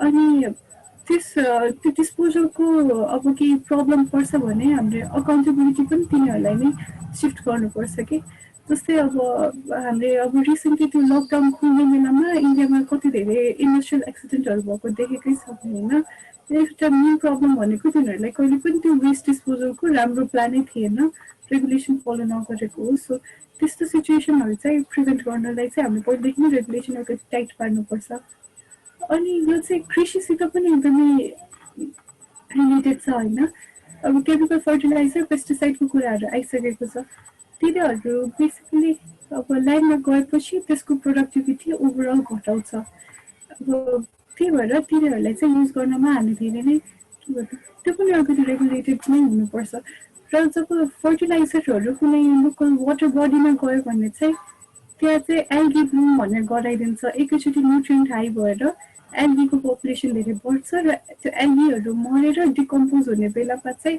त्यो वाटरमै अक्सिजनको कमी भएर सबै प्लान्ट्स र एनिमल्सहरू अरूहरू मर्छ सो फर्टिलाइजरहरू चाहिँ एकदम कन्सियसली मात्र युज गर्नुपर्छ त्यो भयो अनि मोनोकल्चरको प्र्याक्टिसहरू एउटा ठाउँमा एउटै मात्र ग्रेन्सहरू एउटै मात्र प्लान्टहरू रोप्ने त्यसले गर्दाखेरि पनि त्यो ल्यान्ड डिग्रेडेसन भइरहेको नै हुन्छ त्यो पनि याद गर्नुपर्छ अनि कृषिमै अर्को कुरा भनेको चाहिँ पेरेनियल प्लान्ट्सहरूलाई चाहिँ हामीले प्रमोट गर्नुपर्छ होइन कुनै पनि एरियामा तिनीहरू पेरेनियल प्लान्ट्सले चाहिँ टप सोइल लसमा चाहिँ धेरै हेल्प गर्छ भन्नाले टप सोइल लस रोक्नलाई हेल्प गर्छ र अर्को एकदमै इम्पोर्टेन्ट कुरा चाहिँ लोकल सस्टेनेन्स चाहिँ हामीले प्रमोट गर्नुपर्छ लोकली प्रड्युस हुने र लोकली कन्ज्युम हुने भएपछि चाहिँ अब मान्छेहरूलाई आफ्नो फोहोर कहाँ गइरहेछ भनेर देखिराख्यो भने चाहिँ तिनीहरूलाई चाहिँ त्यो हुन्छ नि अगाडि कन्जम्सनमा पनि अलिकति रेस्पोन्सिबली कन्ज्युम गर्न थाल्छ चाहिँ अहिलेको पनि अब यो आजको दिनको एउटा टिम पनि कन्जम्सन रेस्पोन्सिबल पार्ने पनि भयो सो यति नै भनेर म चाहिँ आन्सर लेख्न चाहन्छु थ्याङ्क यू सलोनिकाजी अब मेरो क्वेसन चाहिँ प्रकृति कोइरालाजीको लागि छ As an active member of Climates Nepal, what roles can a youth play to solve the issue of desertification? You can do many things as a youth. The most important thing is हामीसँग भएको knowledge share गरेर मात्रै awareness create मात्रै गर्यो भने पनि that will be a lot of help जस्तो लाग्छ साइन्टिफिक र सस्टेनेबल एग्रिकल्चर प्र्याक्टिसहरू जस्तो यो अर्ग्यानिक फर्टिलाइजर्सहरू कम्पोस्टिङ भर्मी कम्पोस्टिङ मल्चिङ यो multi storage cropping bee keeping rain water harvesting जस्तो यो सानो टेक्निक्सहरू जुन हामीलाई त थाहा छ नि होइन हो this will all help to increase productivity of land भन्ने कुरा हामीलाई थाहा छ यो कुराहरू चाहिँ हामीले फार्मर्सहरूलाई चाहिँ ट्रेनिङ दियौँ भने उहाँहरूलाई बुझाउन सक्यौँ भने धेरै नै ठुलो हेल्प हुन्छ त्यस्तै सोइल इरोजन कन्ट्रोल गर्ने टेक्निक्सहरू सोइल र वाटर बिचको जुन नेक्सस हुन्छ त्यसलाई चाहिँ बुझेर पानीलाई कसरी रिजर्भ गर्ने भन्नेतिर सोच्नुपर्छ अनि अहिले सरकारले चाहिँ वान सिटी एक पार्क भन्ने जस्तो एउटा नीति लिएर आएको छ जस्तो एक घर एक रुख भन्ने यस्तो खालको कुराहरूलाई चाहिँ कार्यान्वयन गर्न सक्यो भने पनि मरुभूमिकरण जुन डेजर्टिफिकेसन हुनबाट रोक्न सक्छौँ होइन हामीले एज अ युथ गर्न सक्ने भनेको we can create pressure to policy makers and government पनि युथ भोइस एकदमै पावरफुल हुन्छ हामीले यो कुरा संसारको हिस्ट्रीमा पनि बाट पनि थाहा पाउन सक्छौँ जे जति चेन्जहरू रिभोल्युसनहरू भएको छ सबै कुरा म्याक्सिमम् युवाहरूकै कन्ट्रिब्युसनबाट छ र नेपालमा चाहिँ अहिले युवाको जनसङ्ख्या हेर्यो भने 40% बढी चाहिँ युवाहरू छन् so we can do that होइन र हामीले नेचरसँग प्रकृतिसँग चाहिँ हार्मोनियस वेमा बाँच्न सिक्नुपर्छ अनि एज एन इन्डिभिजुअल पनि सानो सानो कुराहरू जस्तो जेरो फुड वेस्ट होइन खाना नफाल्ने मासुमाथिको निर्भरता चाहिँ घटाउने किनभने लाइफ स्टकको ग्रेजिङको लागि प्रोडक्टिभ ल्यान्डहरू युज भइरहेको हुन्छ ओभर ग्रेजिङको कारणले पनि प्रोडक्टिभ यो एकतर्फ डिग्रेडेसन गर्छ भने अर्कोतर्फ कार्बन फुटप्रिन्ट पनि बढिरहेको छ र अर्को कुरा भनेको फाइबर हामीले लगाउने लुगाहरू जुन सकेसम्म हामीले रियुज रिसाइकल गर्नुपर्छ मैले हिजो मात्रै पढेको होइन अकर्डिङ टु युएनसिसिडी 2030सम्म चाहिँ 150 मिलियन हेक्टर प्रोडक्टिभ ल्यान्डहरू चाहिँ फेसन इन्डस्ट्री जुन हामीले लगाउँछौँ लुगाहरू होइन यो फेसन इन्डस्ट्रीको लागि युज हुँदैछ अरे fashion industry is major water consumer पनि सो ल्यान्ड डिग्रेडेसन त हुन्छ नै होइन ड्यु टु डिफरेस्टेसन र मेटेरियलको लागि प्लस उलहरूको लागि जुन लाइफ स्टक फार्मिङ गरिन्छ त्यसको पनि ओभर ग्रेजिङले झनै कन्ट्रिब्युट गरिरहेको हुन्छ त्यसमा पनि अझ युज हुने केमिकल्सहरूको असर त छुट्टै छँदैछ सो हामीले लगाउने जुन कपडाहरू पनि रियुज रिसाइकल गर्न सक्यो भने चाहिँ हामीले त्यसमा कन्ट्रिब्युट गर्न सक्छौँ र अर्को नेपाल पनि एसडी सस्टेनेबल डेभलपमेन्ट गोल्सको चाहिँ साइनिङ पार्टिज मध्ये एक हो अनि हाम्रो ल्यान्डसँग जोडिएको एसडिजिजहरू 17वटा गोल्समध्ये धेरैवटा गोल्सहरू चाहिँ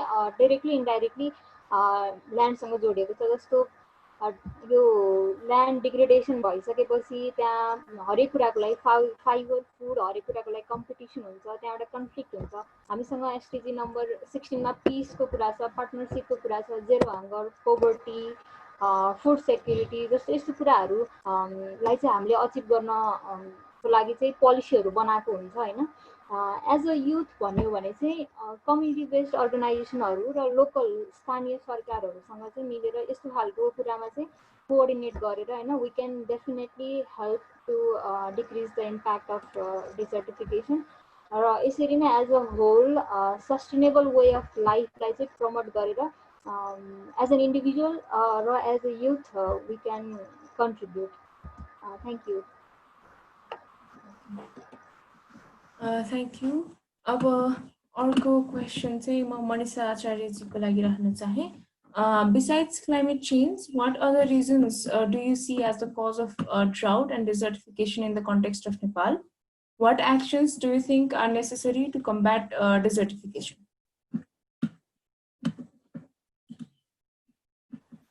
Manisha ji? Thank you. Okay. अनि क्लाइमेट चेन्ज चाहिँ एकदमै ठुलो रोल प्ले गर्छ हैन यो डेजर्टिफिकेसन र ड्राउटमा एक्सेप्ट र बिसाइड क्लाइमेट चेन्ज अरू के रिजन्सहरूले चाहिँ डेजर्टिफिकेसन र ड्राउटमा हेल्प गर्छ भनेर चाहिँ अब म भन्छु हैन पहिला चाहिँ म पपुलेसन ग्रोथमा जान्छु अहिले पनि पपुलेसन ग्रोथ नेपालको 1.78% छ हैन 1.78% छ अनि पपुलेसन ग्रोथले गर्दाखेरि पपुलेसन ग्रोथले के हुन्छ भन्दाखेरि अर्बनाइजेसनलाई पनि त्यसले हेल्प गर्छ के किन भन्दाखेरि मान्छे पपुलेसन ग्रोथ बढी भएपछि मान्छेलाई अब अभियसली उलाई सहरीकरण गर्नुपर्छ उलाई डिफ्रेन्ट फ्यासिलिटिजहरु चाहिन्छ हैन अनि त्यसपछि त्यो भएपछि पपुलेसन ओभर पपुलेसनले अर्बनाइजेसनमा हेल्प गर्छ अर्बनाइजेसनको हिस्ट्री हेर्ने हो भने चाहिँ 1970 पछि चाहिँ अर्बनाइजेसन भइरहेको देखिन्छ हैन अनि 1991 पछि चाहिँ काठमाडौँलाई जब मेट्रोपोलिटन सिटी बनाइयो त्यसपछि चाहिँ एकदम पिकमा गयो अर्बनाइजेसन हैन अर्बनाइजेसन हुने भनेको अब रोड एक्सपान्सन हुन्छ अनि त्यसपछि यो हाउस मेकिङ भयो हैन अनि अरु भनेको अनि अर्को के हुन्छ भन्दाखेरि अर्बनाइजेसन अनि यो ओभर पपुलेसन र डेफोरेस्टेसन गो ह्यान्ड इन ह्यान्ड कसरी भन्दाखेरि डेफोरेस्टेसन किन हुन्छ त्यो सबै युज त्यो जमिन खाली गर्नलाई पनि डेफोरेस्टेसन हुन्छ हामीलाई युज गर्नको लागि अब फिड फुड फाइबरको लागि पनि त्यो युज हुन्छ हैन अनि के हुन्छ भन्दाखेरि अहिलेको मेन प्रब्लम चाहिँ के भइराछ भन्दाखेरि एग्रिकल्चरल ल्यान्ड जुन थियो नि हाम्रो जग्गा जमिनहरु त्यो सब प्लटिङमा गयो अनि त्यसपछि जुन बाँकी भएको जग्गा जमिन छ अब फरेस्ट ल्यान्ड छ त्यसलाई चाहिँ हामीले रेजिडेन्शियल एरियामा कन्भर्ट गर्दिम अथवा अरु केही कुरामा कन्भर्ट गर्दिम के यसरी के भइराछ भन्दाखेरि एग्रिकल्चरल ल्यान्ड पनि घटिराछ फरेस्ट पनि घटिराछ कहाँ अब नेपाल हरियो वन नेपालको धन थियो अहिले 40% मात्र फरेस्ट छ हैन अनि त्यसपछि यो भएपछि अर्को मेन कुरा चाहिँ के हुन्छ भन्दाखेरि फरेस्ट भनेको बायोडाइभर्सिटीले पनि रिच हुन्छ प्लान्ट मात्रै हुँदैन त्यहाँ एनिमल पनि हुन्छ अनि फरेस्टले यो इन्फिल्ट्रेसन पर्कुलेसन्सहरु जस्तो एक्सन्स हुन्छ नि जसले गर्दाखेरि ग्राउन्ड वाटरलाई पनि रेज गर्नलाई हेल्प गर्छ त्यो पनि कम हुन्छ हैन अनि अर्को मेन रिजन भनेको चाहिँ ग्राउन्ड वाटर हाम्रो देशमा एक्सेसिभ युज हुन्छ है ग्राउन्ड वाटरको स्पेशली तराई रिजनमा त इरिगेसन देखि लिएर अनि ड्रिंकिङ पर्पजको लागि पनि ग्राउन्ड वाटरै युज गरिन्छ त्यस्तै काठमाडौँ भ्यालीमा पनि ट्युबवेल यो इनारको पानीहरु एकदम बढी युज हुन्छ तराईमा त अलिकति भए पनि त्यो पानीहरु रिजेनेरेट हुने क्यापेसिटी अलिक बढी छ तराईको तर काठमाडौँ भ्यालीको चाहिँ यो टप यो पिच रोडहरु बनाइदिएको छ डेभलपमेन्टमा अब त्यो गर्नै पर्यो हैन अनि के भइदिन्छ भन्दाखेरि आकाशको पानी सिधै ल्यान्डमा बस्दैन के ल्यान्डमा नबसेपछि त्यो इन्फिल्ट्रेट भएन इन्फिल्ट्रेसन नभएपछि त्यो रेज हुँदैन ग्राउन्ड वाटर चाहिँ रेज हुन्न हैन अनि अर्को भनेको चाहिँ कस्तो छ भन्दाखेरि हामीले अरु बीइङ एन एग्रिकल्चरल स्टुडेन्ट मलाई के लाग्छ भन्दाखेरि डेजर्टिफिकेसन र ड्राउट दुवैमा चाहिँ एग्रिकल्चरमा गरिने कामहरुले धेरै नै अफेक्ट गर्छ जस्तो एग्रिकल्चरल मेकानाइजेसन हुन्छ नि कृषि यान्त्रिकरण भनिन्छ यो एग्रिकल्चरल मेकानाइजेसन भनेको टुल्स इनपुट्स अनि हेभी यो प्लान्ट मसिनरिजहरु युज गरेर चाहिँ यसको प्रोडक्टिभिटीहरु बढाउने के हुन्छ भन्दाखेरि ल्यान्ड के हो होराइजन्टल एक्सपान्सन हुँदैन ल्यान्डको बट अनि लिमिटेड ल्यान्ड छ हामीलाई फुड सेक्युरिटी देखि लिएर सबै कुराहरु डिमान्डहरु पूरा गर्नुपर्ने हुन्छ त्यो गर्दाखेरि के हुन्छ भन्दाखेरि हामीले कम ल्यान्ड युज गरेर धेरै मान्छेहरुलाई चाहिँ भोकमरीबाट बचाउनु पर्ने हुन्छ अनि यस्तो बेलामा के भइरा हुन्छ भन्दाखेरि हामीले सबै कुरा लगाइदिन्छौं के त्यो बढाउनको लागि त्यो एउटा हामीले त्यो एग्रिकल्चर बढाउनको लागि बढी पेस्टिसाइड हाल्दिन्छौं बढी त्यो मेकानाइजेसन गर्छौं हैन अनि टिलेज बढी गर्दिन्छौं यो सबै गर्दा के हुन्छ भन्दाखेरि जुन त्यो माटोको आफ्नो उर्वरा शक्ति हुन्छ नि त्यो चाहिँ डिग्रेड भएर जान्छ टप सोइलहरु डिग्रेड भएर जान्छ 10-20 इयर्ससम्म राम्रो हुन्छ हैन यो प्रोडक्टिभिटी राम्रो हुन्छ बढ्दै जान्छ पछि के हुन्छ भन्दाखेरि हाम्रो हेल्थमा अफेक्ट गर्छ त्यो किनभने पेस्टिसाइड्सहरु बायोम्याग्निफिकेसन बायो एकुमुलेसन्सहरुमा गइदिन्छन् हैन अनि त्यसपछि चाहिँ के हुन्छ भन्दाखेरि बिस्तारै बिस्तारै ल्यान्डले आफै आफ्नो त्यो क्यापेसिटीहरू घट्दै जान्छ क्या त्यसको, अनि त्यसले चाहिँ अल्टिमेटली डेजर्टिफिकेसन लिएर आउने हो होइन। अनि अब अरू पोइन्टहरू जस्तो ग्रेजिङ, यो हाम्रो लाइभ स्टक, नेपालमा लाइभ स्टकले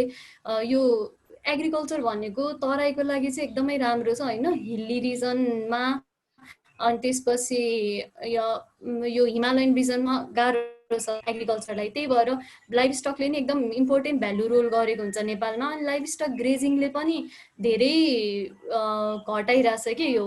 अनि त्यसपछि अर्को भनेको चाहिँ extensive cultivation of one crop है। Extensive cultivation of one crop किन गरिन्छ भन्दा मार्केटिङको लागि, व्यापार, यो औद्योगिकरणको लागि। अब सुगर क्यान इन्डस्ट्री छ भने त सुगर क्यानै लगाउन पर्यो नि त, अनि त्यो सुगर क्यान मात्र लगाउँदा के हुन्छ भन्दा सुगर क्यानले जुन जुन खालको न्युट्रियन्ट सोइलबाट अपटेक गर्छ अनि त्यही मात्र डिफिसियन्ट हुन थाल्छ कि सोइल, अनि सोइलको आफ्नो क्यापेसिटी घट्दै जान्छ होइन। अनि त्यस्तै स्ल्यास एन्ड बर्न पनि छ नेपालमा त, त्यसको पनि चलन छ।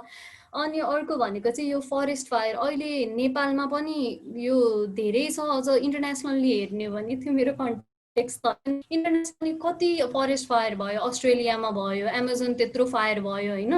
अनि यो भनेको चाहिँ एकदमै, यसले चाहिँ सबै नै सखा पार्छ कि, गयो प्लान्ट पनि गयो, त्यो के भन्छ एनिमल्सहरू पनि गयो, यसले एकैचोटिमा ब्यारन बनाइदिन्छ ल्यान्ड होइन। अनि त्यसपछि नेपालको अर्को मेन रिजन जसले गर्दाखेरि चाहिँ हाम्रो यो प्रब्लम्सहरू क्रिएट हुन्छ सबै, त्यो राजनीतिक हस्तक्षेप, राजनीतिक यो अस्थिरता हुन्छ नि, पोलिटिकल इन्स्टेबिलिटी, सबै कुराको दोष लगाउन भयो। तर के हुन्छ भन्दाखेरि यहाँ सरकार 9 महिना पनि टिक्दैन। यो सरकार नटिक्दिँदा के हुन्छ भन्दाखेरि एउटा सरकार प्लान पोलिसी बनाएको हुन्छ, एउटा प्रोजेक्ट लिएर आएको हुन्छ, त्यो न अर्कोले त्यो न के भन्छ अरू सरकारले त्यसलाई न कन्टिन्यू गरिदिन्छ न त्यसलाई ब्यान्ड गरिदिन्छ। अनि कस्तो हुन्छ भने डिफ्रेन्ट प्रोजेक्टहरू स्टार्ट हुन्छन् अनि त्यो न एन्ड हुन्छन्, त्यो यतिकै गइरहेको हुन्छ कि, त्यसले गर्दाखेरि दिगो विकास हुन सक्दैन। यिनीहरू सबै प्रब्लम भयो होइन। अब यसको सोल्युसन्सको लागि चाहिँ फर्स्टमा चाहिँ म पोलिसीमै जान्छु, किनभने हाम्रो देशमा कस्तो छ भने एकदम राम्रो कानुन छ तर एप्लिकेसन हुँदैन होइन। लज सबैसँग रिलेटेड लजहरू छ तर त्यसको इम्प्लिमेन्टेसन एकदम कम छ होइन। त्यही भएर चाहिँ यो एग्रिकल्चर रिलेटेड जुन छ, क्लाइमेट रिलेटेड यो EIAहरू जुन छ होइन, अनि यो इन्भाइरोमेन्टलाई लिएर जुन इम्प्याक्ट्सहरूको लागि, यिनीहरूको लागि जुन जुन ल छ बरु सोचेर बनाउने, टाइम लिएर लहरू बनाउने। तर एकचोटि ल पास्ड भएपछि चाहिँ तिनीहरूलाई एकदम स्ट्रिक्टली फलो गर्नुपर्छ। यदि कसैले मान्दैन भने त्यसलाई पनिस गर्ने, त्यसलाई अब क्षतिपूर्ति दिलाउन लगाउने हो कि कर तिर्न लगाउने हो कि जसरी भए पनि उसलाई कम भन्दा कम इन्भाइरोमेन्टलाई इम्प्याक्ट गर्न दिने। अब विकास विनाश बिना हुँदैन भन्छन् होइन, विनाश गर्ने तर सबै अरू कम गरेर गर्ने। यदि अब सबै रुख काटेर किन गर्नु पर्यो, कहीँ प्लान्टेसन गरेर गर्ने, त्यस्तो गरी गर्नुपर्छ होइन। अनि अर्को भनेको चाहिँ एजुकेसन। यदि हामीले एजुकेसनलाई राम्रो बनायौँ भने धेरै कुराहरूमा यो सल्भ हुन्छ कि। जस्तो अब म चाहिँ के भन्न चाहन्छु भन्दाखेरि यो जुन हामीले पढ्दाखेरि, हामी 6, 7, 8मा पढ्दाखेरि चाहिँ कस्तो हामीले यो डेजर्टिफिकेसन भयो, क्लाइमेट चेन्ज भयो, यिनीहरू हामीले एउटा टपिक म्याक्सिमम पढायो भए एउटा लेसन पढाएको थियो मलाई, जब कि यो त युनिट हुनपर्ने हो, एउटा सब्जेक्ट हुनपर्ने हो। कति जल्दो अहिलेको जेनेरेसनको लागि सबैभन्दा ठुलो इम्प्याक्ट पारिरहेको कन्डिसन हो नि यो। यसलाई त बच्चैदेखि यदि बच्चालाई यो कुरा सिकाउने हो भने त उसले पछि गएर एटलिस्ट आफ्नो पकेटबाट 4हरू त फाल्दैन नि त बाहिर। त्यो भनेको एकदम बेसिक नलेज भनेको अप्लाइड नलेज नभएपछि त्यसको केही कामै हुँदैन कि। नलेज भनेको just gaining is nothing, you need to apply it right. अनि त्यही भएर यो करिकुलम बेस्ड हुनुपर्छ जस्तो लाग्छ मलाई होइन। अर्को भनेको चाहिँ सस्टेनेबल डेभलपमेन्टमा जानुपर्छ, सस्टेनेबल एग्रिकल्चरमा जाने। कसरी जाने भन्दाखेरि यो एग्रिकल्चरहरू जुन जुन हुन्छ नि अर्ग्यानिकमा जाने, कम पेस्टिसाइड्सहरू युज गर्ने, कम गर्ने होइन। अनि त्यसपछि यो पर्माकल्चर्सहरू गर्ने। अनि अब अर्को भनेको त्यही ग्राउन्ड वाटर जुन डेभलपमेन्टले लिएर भएको थियो नि त्यसलाई चाहिँ कम गर्ने, यसलाई रिचार्ज गर्नलाई हेल्प गर्ने, यस्तै गर्नुपर्छ। अनि हामी युथले चाहिँ गरिरहेछौँ, अब अहिले अवेर गरिरहेछौँ, हामीले एक्सन्स लिइरहेछौँ। अब चाहिँ ठुलो हामीभन्दा अगाडिको जेनेरेसन र हामीभन्दा पछाडिको जेनेरेसनलाई चाहिँ हामीले बुझाउनु जरुरी छ जस्तो मलाई लाग्छ। Thank you. Thank you Manisha आचार्यजी। अब चाहिँ हामीले क्वेसन लिन्छौँ, तर क्वेसन लिनुभन्दा अगाडि हामीले एउटा ग्रुप स्क्रिनसट लिने भनेको छौँ। सो को हुनुहुन्छ यहाँ पार्टिसिपेन्ट्सहरू सबैजनाले आफ्नो भिडियो अन गरिदिनु होला। अनि एकैछिनको लागि हुन्छ, त्यही भएर भिडियो अन गरिदिनु होला। अनि who is going to take screenshot?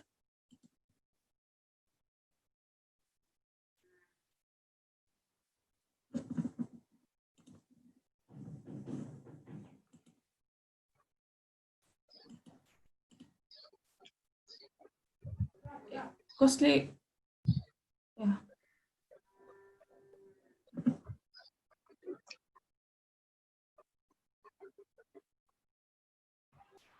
के अरे हामीले ग्रुप स्क्रिनसट लिन खोजेको हो अहिले बेदीजी?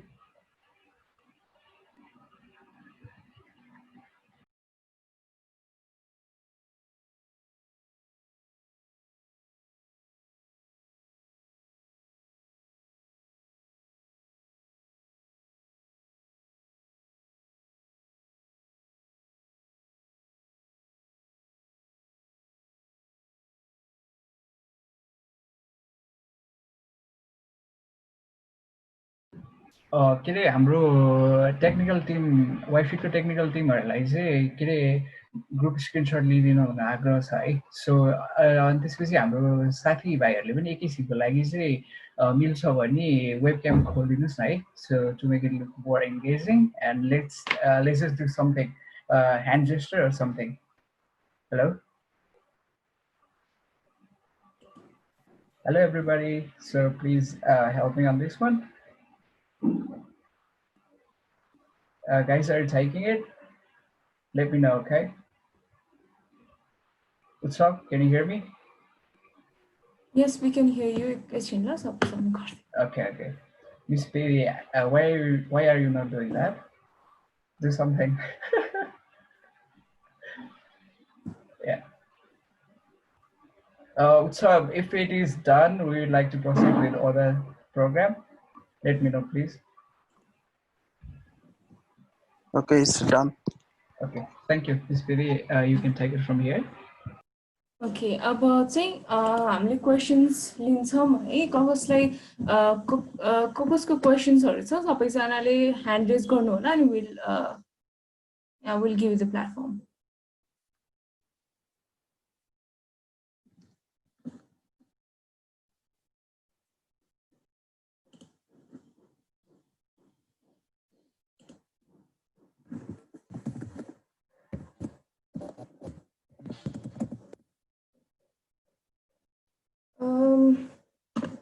I think Sumana Lamichhane has a question. Had a question actually. हुनुहुन्छ भने एकचोटि अनम्युट गरेर बोल्दिनु होला सुमना लामिछाने जी।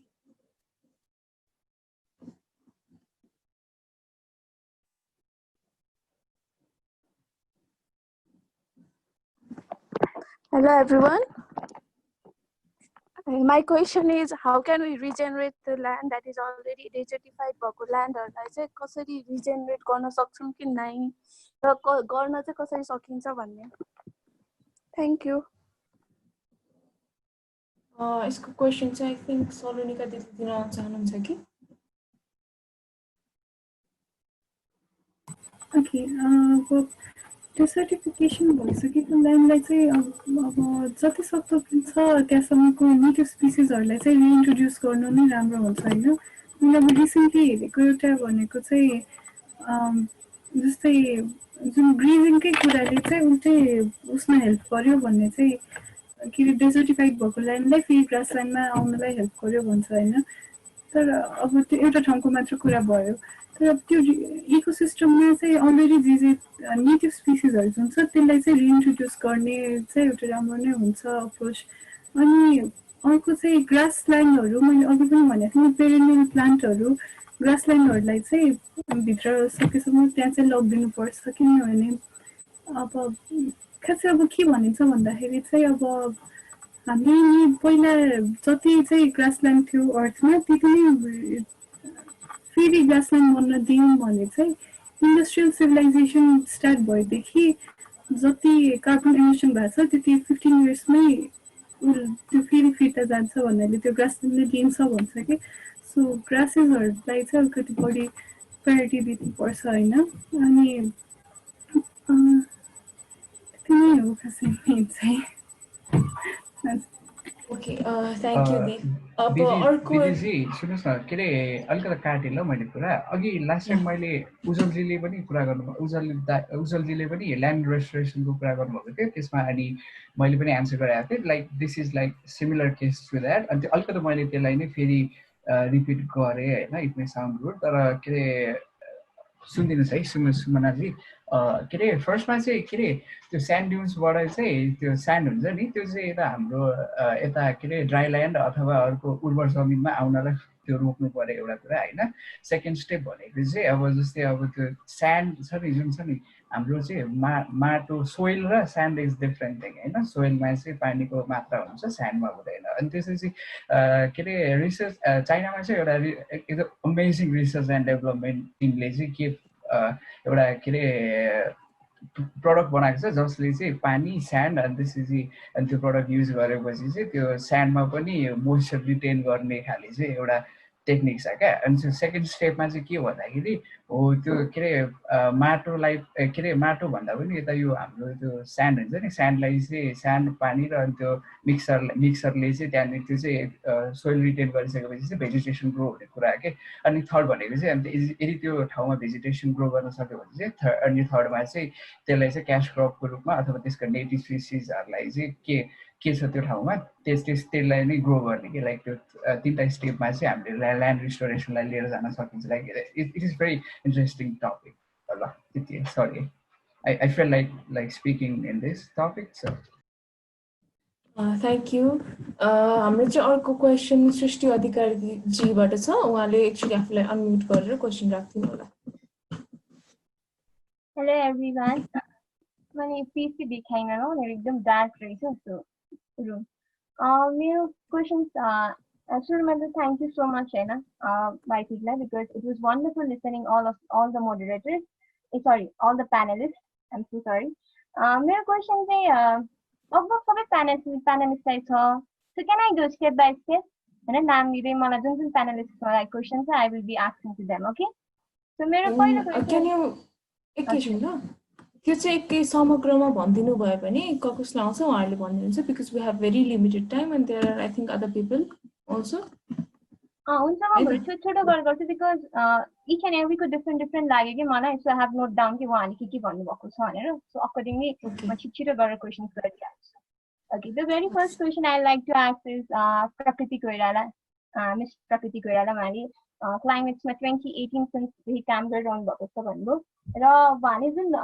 भन्नुभयो कि हो आजको युथको एकदम मेजर रोल छ to solve the problem of desertification and he had mention different roles of youth but I personally want to know कि उहाँले चाहिँ आफ्नो पर्सनल लेभलमा चाहिँ कसरी गरिरहनु भएको छ आफ्नो डे टु डे लाइफमा to solve this issue so miss Prakriti do you hear me yes thank you Srishti एकैछिन ल सरी प्रकृतिजी मैले हजुरलाई काटेँ सृष्टिजीले चाहिँ सबैजनालाई क्वेसन एकैपटक राखिदिनु होला अनि उहाँहरूले आफ्नो क्वेसनहरू टिपेर राख्नुहुन्छ नि आन्सर गर्नु ए हुन्छ त्यस्तो गर्दा नि भयो म क्वेसन्सहरू टक्क भन्छु हजुर जसको छ अनि त्यसपछि एन्सर्स एकैचोटि गरिदिउँ त्यो सजिलो हुन्छ सो नेक्स्ट क्वेसन चाहिँ मैले राख्न चाहेँ प्यानलिस्ट सलोनिका न्युपाने दिदीलाई सो मेरो क्वेसन्समा चाहिँ के थियो भने जस्तै उहाँले भन्नुभयो कि यस ड्रटले चाहिँ एकदम अफेक्ट गरेको छ एग्रिकल्चर सेक्टर्सलाई बट एन्ड उहाँले डिफ्रेन्ट रोल्सहरू पनि मेजर गर्नु के अरे मेन्सन गर्नुभयो जस्तै इरिगेसन्स हुनु पर्यो फरेस्ट म्यानेजमेन्ट हुनु पर्यो दिस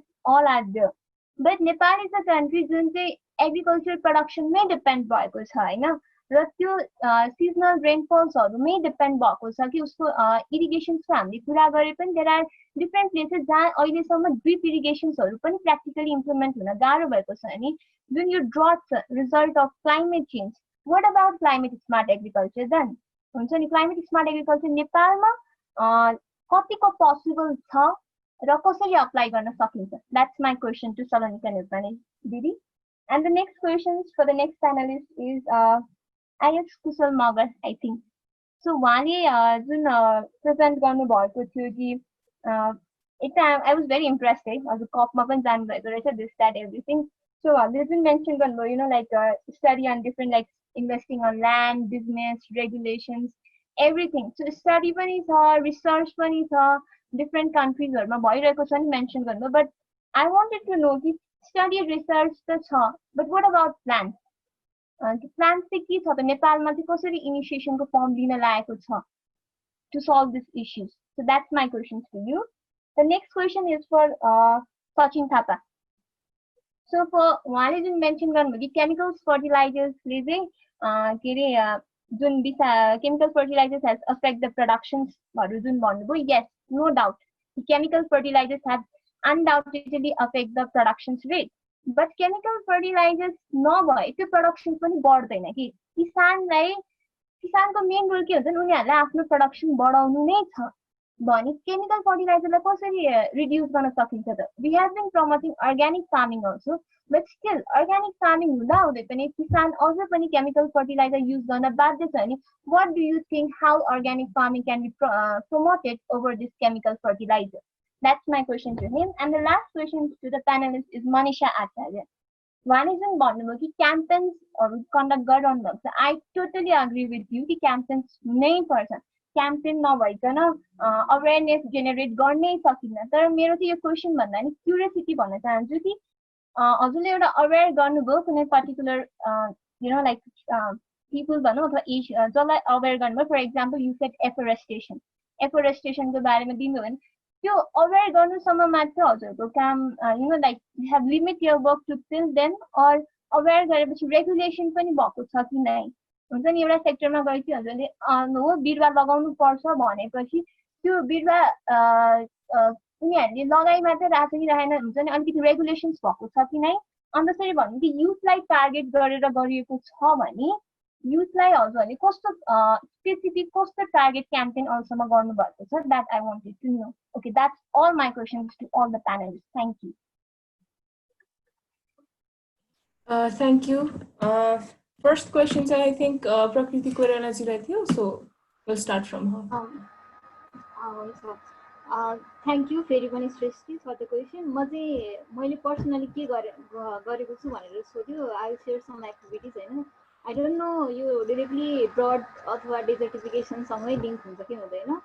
हामीले चाहिँ घरमा रुफटप फार्मिङ गरेको छौँ हैन, जुन ग्रिन भेजिटेबल्सको लागि. हामीले बजारबाट किन्नै पर्दैन भन्ने त होइन, बट विकमा एक दुईचोटि चाहिँ अर्ग्यानिक फ्रेस भेजिटेबल चाहिँ हामीले पाउँछौँ. अर्को भनेको कम्पोस्टिङ गर्छौँ. हाम्रो अरूतिर के छ थाहा छैन, हाम्रो यो टोलमा चाहिँ यो क्षेत्रमा चाहिँ के छ भन्दा फोहोर लिन आउने मान्छेले पनि त्यो उठाउन आउनुहुन्छ नि फोहोरको फी, उहाँले पनि जसको घरमा चाहिँ कम्पोस्ट गरेको छ डिग्रेडेबल वेस्टहरूको उहाँहरूकोमा चाहिँ फीमा केही हदसम्म चाहिँ डिस्काउन्ट गरेर लिनुहुन्छ कि. यसले गर्दा चाहिँ एकदमै एउटा मोटिभेसन चाहिँ भइरहेको छ यो टोलतिर चाहिँ होइन. यो कुरा पनि भयो. अनि अर्को भनेको वी युज एटलिस्ट बत्ती बाल्नको लागि चाहिँ वी युज सोलर एनर्जी होइन हाम्रो घरमा. अनि we have stop using single use प्लास्टिकहरू. अनि आई क्यारी माई वान बोतल. This might sound like very अब एकदम little thing, but I believe this behaviour create differences. Thank you. Thank you, Prakriti ji. अर्को क्वेसन चाहिँ सोलोनिका नेपानेजीलाई थियो. So Sir, thank you for the question, Srishti. अब यसमा चाहिँ अब मैले के भन्नु अब क्लाइमेट स्मार्ट एग्रिकल्चर भन्नाले कुनै पर्टिकुलर सेट अफ टेक्निक्सहरू होइन नि होइन. त्यसमा चाहिँ अब पर्टिकुलर एउटा कन्टेक्स्टमा के छ त्यसमा बेस भएर गरिने एग्रिकल्चर हो, जस्तो चाहिँ प्रोडक्टिभिटी अनि एडाप्टेसन र मिटिगेसनलाई हेल्प गर्छ. सो मैले अघि फर्स्ट भनेको कुरा नै यो ड्राउटको मेन कज भनेकै क्लाइमेट चेन्ज हो. सो क्लाइमेट चेन्ज पनि फोकस भएर नै हामीले कुनै पनि कुरा निकाल्नुपर्छ. सो क्लाइमेट स्मार्ट एग्रिकल्चरले पनि अब यसमा हेल्प गर्न सक्छ होइन. जस्तै अब इरिगेसनलाई मैले उचाइ भनेको चाहिँ इरिगेसन भएर चाहिँ सबै कुरा सल्भ हुन्छ भन्ने पनि होइन. जस्तै अघि पनि मैले भन्दै थिएँ नि इन्डियामा इरिगेसनकै कारणले नै चाहिँ अहिले पुरा ग्राउन्ड वाटर एक्विफर्सहरू सुक्दै गएको छ होइन. सो मेन कुरा त्यो क्लाइमेट स्मार्ट एग्रिकल्चरले पनि भनेको एउटा कन्टेक्स्ट स्पेसिफिक हुनुपर्छ, त्यो एरियामा कस्तो चाहिएको छ, त्यो पर्टिकुलर ल्यान्डको निडहरू कस्तो छ, त्यहाँको इकोसिस्टम कस्तो छ, त्यसमा बेस भएर एग्रिकल्चर गर्नुपर्छ, जुन चाहिँ आई थिङ्क एकदमै राम्रो नै कन्सेप्ट हो होइन। जस्तै त्यो पर्माकल्चरहरूको पनि यसैमा अब इन्टिग्रेट गरेर जानुपर्छ। सो अब नेपालको लागि क्लाइमेट स्मार्ट एग्रिकल्चरको कसरी चाहिँ अप्लाई गर्न मिल्छ अनि स्पेसिफिक एरियामा के कुराहरू युज गर्न मिल्छ त्योहरू चाहिँ राम्ररी हेरेर जानुपर्छ जस्तो लाग्छ। त्यति नै हो। थ्याङ्क यू सलोनिकाजी। अर्को क्वेसन चाहिँ आयुष कुलाल मगरजीलाई थियो। कता हेलो, म यहीँ छु है। के अरे उहाँले चाहिँ एकदम राम्रो क्वेसन गर्नुभएको थियो। अनि त्यसपछि फर्स्टमा चाहिँ we have to look for the actors है। यसमा एक्टर्स इन्भल्भ के हो, लाइक यो पोलिसी इम्प्लिमेन्टेसन र हाम्रो के अरे डेजर्टिफिकेसनको फाइटमा चाहिँ फर्स्टमा लिड गर्ने भनेको चाहिँ हाम्रो फर्स्टमा गभर्मेन्टै हुन्छ। अनि त्यसपछि गभर्मेन्टको कामलाई चाहिँ ओभरवाच गर्नको लागि सिभिल सोसाइटी अर्गनाइजेसन, हाम्रो एनजिओज आइएनजिओजहरू, अनि त्यसपछि थर्डमा भनेको citizens who are directly affected and non directly affected हो। यी तिनवटाहरूको सम्मिश्रण चाहिँ एकदम इम्पोर्टेन्ट छ। सेकेन्ड अब इम्प्लिमेन्टेसनकै कुराहरू, लाइक अब त्यो पोलिसी बनाउने इम्प्लिमेन्ट नगर्ने चाहिँ हाम्रो एकदम के अरे अब त्यो पेपर पुसिङ मात्रै गर्ने काम हुन्छ हाम्रो नेसनमा। So I think that has to stop. अनि त्यसपछि थर्डमा चाहिँ अब पोलिसी लिटरेसी, लाइक अब त्यो के अरे हाम्रो सिएसओको साइडमा, अनि त्यसपछि जनरल सिटिजनको साइडमा पनि अलिकति त्यो पोलिसीहरू र अनि त्यसपछि गभर्मेन्टको साइडबाट चाहिँ good homework towards making good policy होइन। एकदम त्यो के अरे सस्टेनेबल पोलिसी बनाउनु पर्ने जरुरी हुन्छ। र अनि यही तिनवटा कुराहरू नै हो हजुरले खोज्नु भएको। So I'll be short. That's it. Thank you. अब अर्को क्वेसन चाहिँ सायद मनिषाजीलाई थियो होला। मनिषाजीले एकचोटि अनम्युट गरेर आन्सर गर्छु। हजुर, त्यो क्वेसन चाहिँ के थियो भन्दाखेरि हजुरहरूले प्रोग्राम गरिसकेपछि त्यो एफोरेस्टेसन गरेपछि त्यो रेगुलेसन भएको छ कि छैन भनेर हेर्नु भएको छ कि छैन भन्ने क्वेसन रेज गर्नुभएको थियो होइन।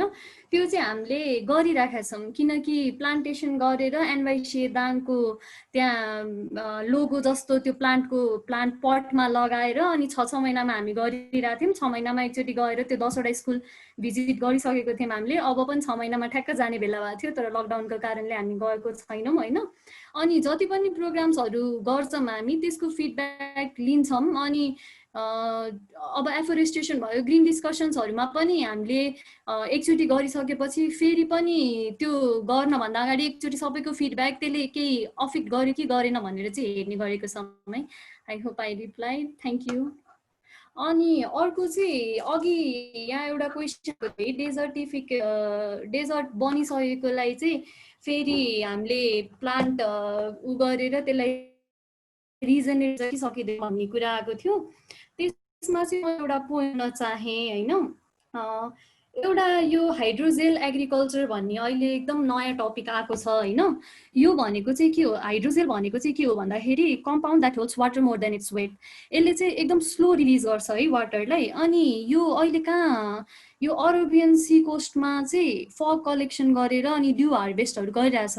यो कोर्सियामा, यो भनेको चाहिँ फ्रेन्च रिजनमा पर्छ होइन। यो फग र ड्यू हार्भेस्ट गरेर चाहिँ के गरिरहेछौँ भन्दाखेरि यो हाइड्रोजेल एग्रिकल्चरको गरिरहेछौँ। यसले गर्दाखेरि के हुन्छ भन्दाखेरि त्यो ल्यान्ड छ नि जुन, त्यो चाहिँ अप टु 85% चाहिँ त्यसको वाटर होल्डिङ क्यापासिटी बढेर जान्छ। अनि यो इरिगेसन कम गर्न पर्ने हुन्छ, कम्प्याक्सनहरू कम जान्छ, सोइल इरोजन कम हुन्छ, अनि प्लान्ट ग्रोथ बिस्तारै त्यो सोइल रिजेनेरेट हुँदै जान्छ है। Thank you. थ्याङ्क यू मनिषाजी। हामीले चाहिँ अब यो लास्ट क्वेसन लिँदैछौँ। एउटा क्वेसन आएको, दुईटा क्वेसन आएको छ। अमुजुरी विश्वनाथ।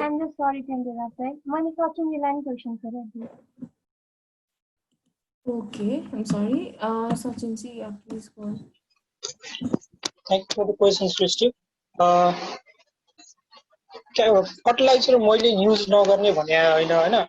फर्टिलाइजर कस्तो रूपमा युज गर्ने, जस्तै युरिया, हाम्रो अर्ग्यानिक फर्टिलाइजर चाहिँ सबैसँग रेयरली एक्सेस छ होइन। त्यसले गर्दा चाहिँ युरिया भनेको हाम्रो फर्टिलाइजर हो, अर्ग्यानिक लाइजर हो, तर हाम्रो 100% फर्टिलाइजर हो त्यो मार्केटमा डिलिभर्ड छ मार्केटमा आइने प्रडक्ट भनेको 100% प्योर फर्टिलाइजर होइन अनि यो हामीले चाहिँ गभर्नमेन्टले कस्तो हाम्रो म्याक्सिमम फार्मर्सहरूलाई मैले भने आएन कति ल्यान्डमा एउटा हेक्टर जति कति हेक्टर्स ल्यान्ड छ उनीहरूसँग त्यसमा चाहिँ किलो वा म्याट्रिक्समा हो खास गर्ने फर्टिलाइजर्स युज गर्ने ल्यान्ड अनुसार कति फर्टिलाइजर्स युज गर्ने भन्ने उनीहरूलाई थाहा छैन त्यो गभर्नमेन्टको काम हो गभर्नमेन्टले गर्नुपर्छ अनि अर्ग्यानिक फर्टिलाइजर प्रोभाइड गर्न कस्तो भने गभर्नमेन्टले पनि एउटा सुविधा मिलाइदिनुपर्छ होइन अर्ग्यानिक फर्टिलाइजरको लागि अनि जस्तै हाम्रो यता कस्तो हुन्छ भन्दाखेरि एउटा मल ब्याङ्क जस्तो हुन्छ क्या मल ब्याङ्क त्यहाँ चाहिँ ग्रुपहरू फार्मर्सहरूको ग्रुपहरूलाई चाहिँ एउटा मेम्बरसिप दिएर चाहिँ एउटा लिडरसिपको अन्डरमा चाहिँ मेम्बरसिप दिएर बसाल्छ अनि त्यसमा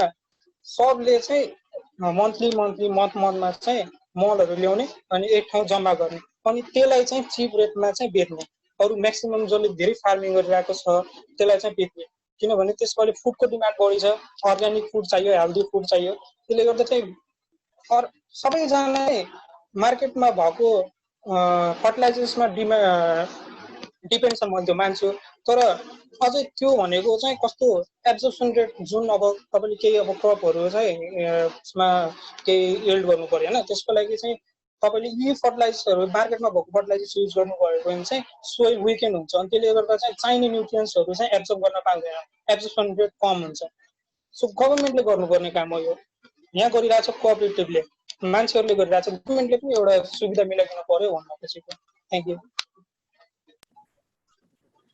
थ्याङ्क यू सचिनजी आई थिङ्क सबै क्वेसन्सहरू आन्सर भयो एउटा चाहिँ अब हाम्रो लास्ट क्वेसन छ अमुजुरी विश्वनाथ सरले राख्नु भएको थियो what factors influence forest management in agriculture and what is the statistical data of utilization of land and what are the steps to make a green environment vanera I think Salonika Didi will like to take on that just a correct okay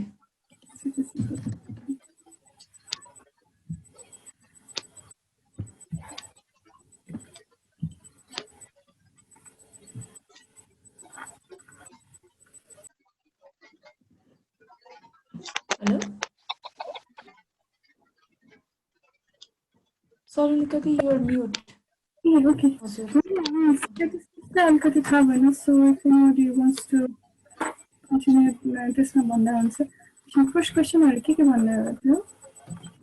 what factors influence forest management in agriculture? And what are the steps to make a green environment? Green environment forest management forest example forest management forest like कस्तो छ बायोडाइभर्सिटीहरु सबै कुराहरु राम्ररी बुझ्नु पर्छ अनि त्यसपछि बल्ल त्यो अब त्यो बायोडाइभर्सिटी भन्नु पर्छ त्यसको मात्र अब त्यो पर्टिकुलर फरेस्टले चाहिँ कसरी म्यानेज गर्ने भन्ने थाहा पाइन्छ अनि कम्युनिटी फरेस्टको कुरा आउँदाखेरि चाहिँ त्यो फरेस्ट चाहिँ युटिलाइजेसन पनि भन्ने छ कम्युनिटी मेम्बर्सबाट भन्ने चाहिँ त्यसलाई प्रोटेक्ट गर्नलाई पनि एक हिसाबले एन्टरप्रेन्योरशिपको जस्तो फिल आउँछ अनि क्वेसन थियो अर्को क्वेसन चाहिँ what are the steps to make a green environment? Make green environment. He was asking the question, so. Means, what are the steps to be taken for making a green environment? Green environment, like. Means, that means not only by the plantation, other sources are there, other methods are there to make the green environment. Then what are the steps to be taken for that making of a green environment? अहिलेको आजको थिमको बारेमा हेर्ने भयो food feed फाइबरको हामीले कुरा गर्छौँ भने चाहिँ एउटा प्रोडक्सन र कन्जम्सनको प्रोसेसलाई पनि हेरिन्छ हैन सो हाम्रो चाहिँ अब अहिलेसम्मभन्दा ठुलो प्रब्लम चाहिँ मैले देखेसम्म कन्जम्सन एकदमै हाई छ होइन, not just food feed fibre अरू कुराहरूमा पनि बढी छ। सो यो स्पेसली अब इभन यो इलेक्ट्रोनिक गुड्सहरूको कन्जम्सनहरू पनि एकदमै बढी छ। सो ग्रिन इन्भाइरोमेन्ट चाहिँ बनाउनुको लागि चाहिँ कस्तो अलिकति भास्ट आन्सर आउने क्वेसन भयो होइन। सो मेन प्रब्लम चाहिँ मेन कुरा चाहिँ हाम्रो प्रोडक्सन प्रोसेस कस्तो भइरहेछ र कन्जम्सन प्रोसेस कस्तो भइरहेछ त्यसमा चाहिँ ध्यान दिनुपर्छ जस्तो चाहिँ आई थिङ्क मेरो लागि चाहिँ त्यो नै प्रायोरिटी रहन्छ।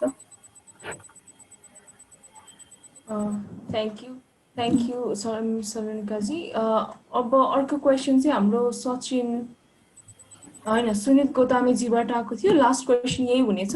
So can you unmute yourself and ask that question? Sunit गोतामेजी।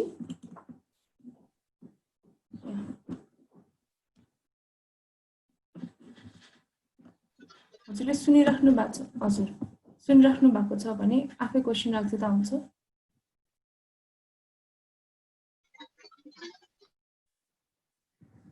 Okay, म उहाँको क्वेसन च्याटबाट पढ्छु।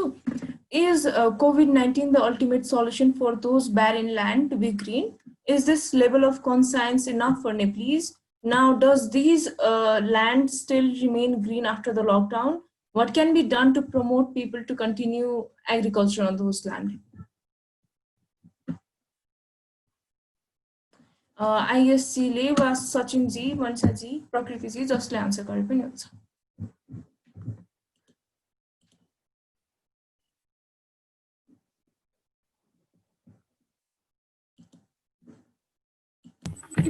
यसमा अलिकति आन्सर म गर्नु। अब एक हिसाबले यो कोभिड-19 को लकडाउनले नेपालमा मात्र होइन सबैतिर नै धेरै राम्रो इन्भाइरोमेन्टल इफेक्ट आएको चाहिँ सबै ठाउँमा नै देखेको छ होइन। सो यसले चाहिँ अब के भन्नु कोभिड-19 सल्युसन चाहिँ भन्न मिल्दैन किनभने एउटा पेन्डेमिक हो। तर कोभिडको क्राइसिस चाहिँ पेन्डेमिकले भन्दा पनि लकडाउनले गर्दाखेरि आएको असर भन्ने चाहिँ बुझिन्छ। सो इन अ वे यो हामी सबैजनाले चाहिँ एउटा के भन्नु एउटा हाम्रो अहिलेको इकोनोमिक सिस्टमले चाहिँ कतिसम्म बिगार गरिरहेछ भन्ने एउटा रियालिटी चेक जस्तो भएको छ होइन। सो अब त्यसलाई अब अल्टिमेट सल्युसन एउटा पेन्डेमिक भन्दा पनि हाम्रो इकोनोमिक प्र्याक्टिसेसहरूलाई चाहिँ एकचोटि हामीले फेरि रिभाइज गर्नुपर्ने चाहिँ रिभिजिट गर्नुपर्ने चाहिँ एकदमै ठुलो नेसेसरी जस्तो देखेको छ। सो त्यही नेप्लिजको लागि त्यो कन्सियस चाहिँ छ भन्दा पनि अब सबैतिर यो त्यो ग्लोबल स्केलमै नै यो कुरा चाहिँ सोच्नुपर्ने चाहिँ स्थिति चाहिँ आएको छ होइन। अनि अब लकडाउन पछि यति नै हुने होला जस्तो चाहिँ मलाई पनि लाग्दैन होइन। एभ्रिवेयर अब यो जुन हाम्रो नर्मल इन्भाइरोमेन्टल रेगुलेसनहरू जति थियो त्यो पनि झन् घट्दै गइरहेको देखिएको छ होइन। सो लकडाउन पछि एउटा पोसिबिलिटी चाहिँ छ नै इन्भाइरोमेन्टल डिग्रेडेसन झन् बढ्दै जाने चान्सेस चाहिँ एकदमै नै हाई छ। सो अब अहिलेको लागि चाहिँ जुन हामीले त्यो ग्रिनरी देखि नै सकेको छौँ नि त्यसलाई चाहिँ हामीले अब प्रमोट गर्नुको लागि चाहिँ के भन्नु अझै त्यसमा त्यो एरियाको एग्रिकल्चर पनि अब अघि हाम्रो जति त्यो एग्रिकल्चरको कुराहरू आएको छ नि एक हिसाबले त्यो केमिकल फर्टिलाइजरहरूले बिग्रेको त्यो रियालिटी नै हो होइन। सो सकेसम्म चाहिँ एग्रिकल्चर प्रमोट गर्ने भए चाहिँ आई थिङ्क अहिलेको लागि बेस्ट वे जानु भनेको चाहिँ अर्ग्यानिक एग्रिकल्चरमा नै जानु नै बेटर हुन्छ। अर्ग्यानिक अनि अघि कतिवटा अल्टरनेटिभ इन्डस्ट्रियल एग्रिकल्चरको अल्टरनेटिभ कुराहरू जुन जुन आयो पर्माकल्चरहरू त्यो सबै नैमा चाहिँ गएर चाहिँ हेल्प हुन्छ जस्तो लाग्छ। Nobody else wants to speak त्यसमा। अरू प्यानलिस्टहरूले क्वेसनको आन्सर दिन चाहनुहुन्छ भने अनम्युट गरौँ। म अलिकति एड गर्न चाहन्छु है। यसमा चाहिँ हामीले सरकारको पोलिसी चाहिँ युवा लक्षित अनि फरेन कन्ट्रीबाट आएकालाई यतै केही कृषिमा काम गर्ने गरी पोलिसी ल्याउन सक्यौँ भने चाहिँ हामीले एग्रिकल्चरलाई चाहिँ कन्टिन्यू गर्न सकिन्छ। किनभने अहिले कति धेरै मान्छेहरू युवाहरू चाहिँ विदेशमा हुनुहुन्छ होइन। अनि पछि यो त्यो मात्र नभएर जुन ब्रिटिस रेजिमेन्टहरू छ नि गोर्खा रेजिमेन्ट ब्रिटिस रेजिमेन्टहरू हो तिनीहरूको पनि आफ्टर 40-45 आएर के गर्ने भन्ने एकदम ठुलो क्वेसन हुन्छ कि। त्यही भएर त्यस्तो मान्छेहरूलाई चाहिँ एग्रिकल्चरमा लगाउन सकियो भने चाहिँ हाम्रो देशले एग्रिकल्चरमा राम्रो गर्न सक्छ जस्तो मलाई लाग्छ। Thank you.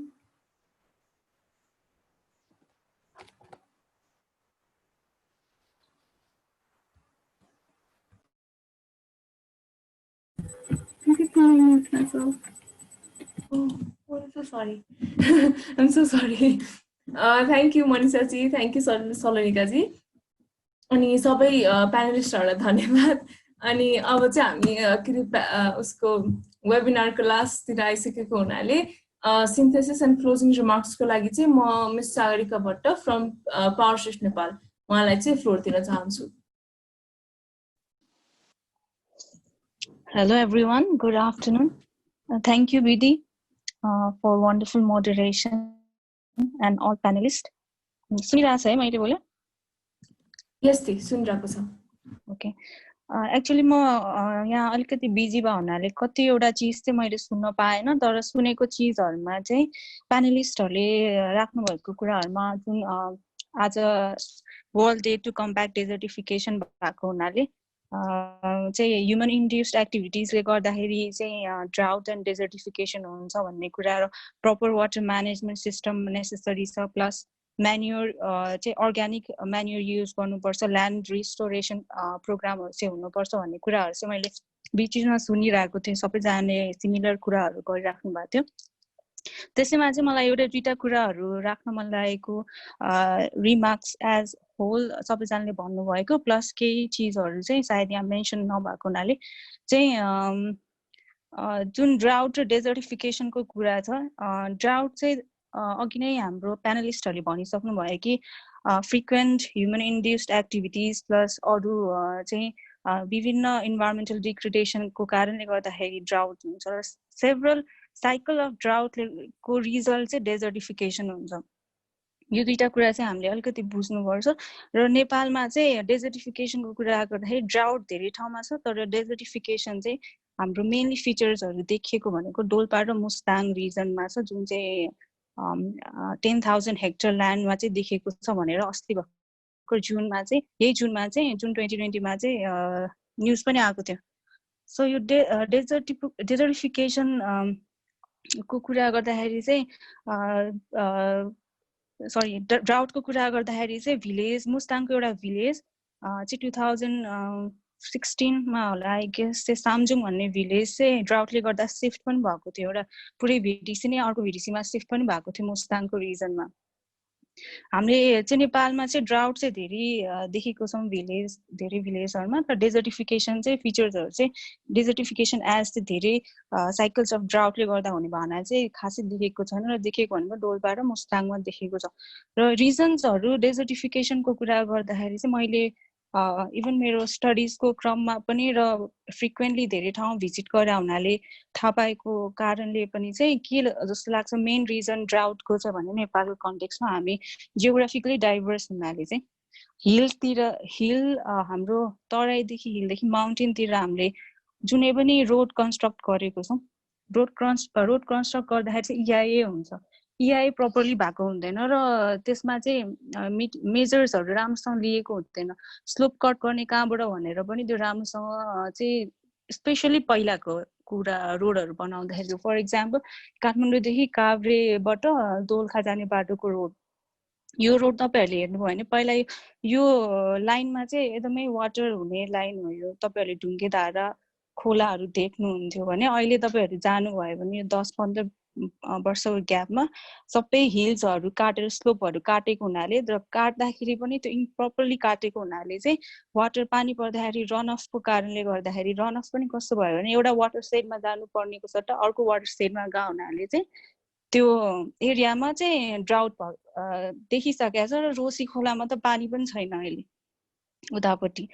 सो यो एउटा मेन रिजन चाहिँ EIA प्रपरली नगरेर प्लस इन्जिनियरिङको पनि यसमा फल्ट छ, चाहिँ हामीले प्रपरली यो पानी पर्दाखेरि रन अफ भएर कहाँ जान्छ यो पानी भन्ने कुरा पनि त्यो रोड बनाउँदाखेरि चाहिँ राम्रोसँग बुझ्नुपर्छ, किनकि नेपालमा तपाईको हिल्समा चाहिँ एकचोटि मनसुन सिजनमा परेको पानीले नै त्यो साइकल चाहिँ त्यही नै वाटर साइकल चाहिँ त्यही पर्कुलेट भइराख्ने हुनाले नै हाम्रो हिल्सहरुमा नि पानी चाहिँ आइराख्ने माथि पनि पानी चाहिँ इनार खन्दा अथवा खन्दाखेरि चाहिँ आइराख्ने रिजन त्यो हो।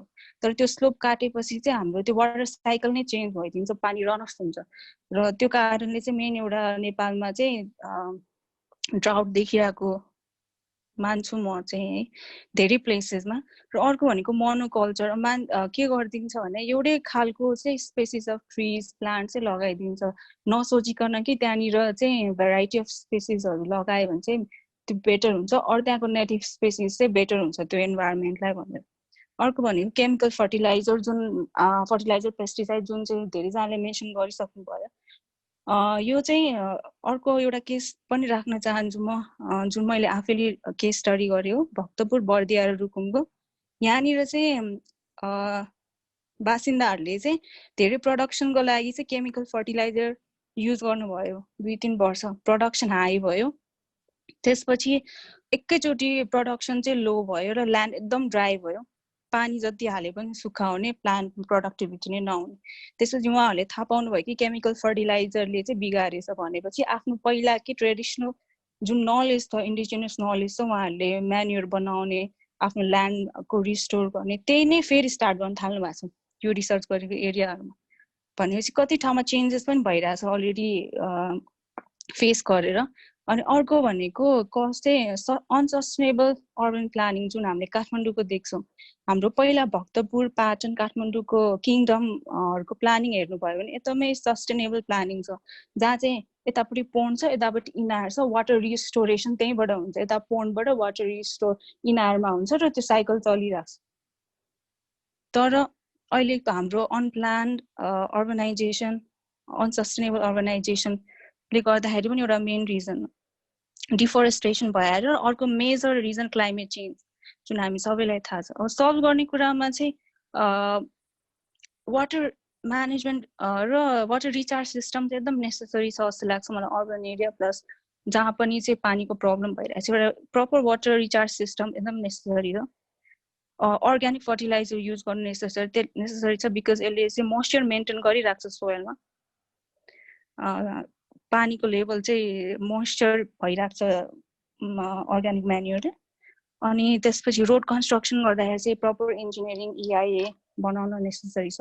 अल्सो यसको एडाप्टेसनको कुराहरू पनि गर्नु पर्यो, वाटर हार्भेस्टिङ जुन हामीले प्रपरली रिचार्ज सिस्टमसँगै बनाउन सक्छौँ।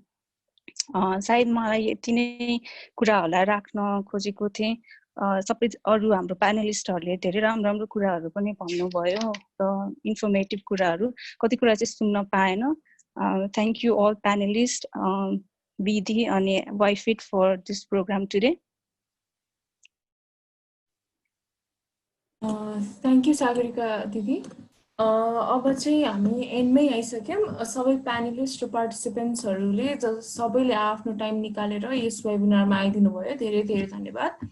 अब I'd like to thank YFEED team, PowerShift Nepal and NYCA for organizing this webinar also. यति भन्दै म तपाईहरुबाट बिदा माग्न चाहन्छु। नमस्ते।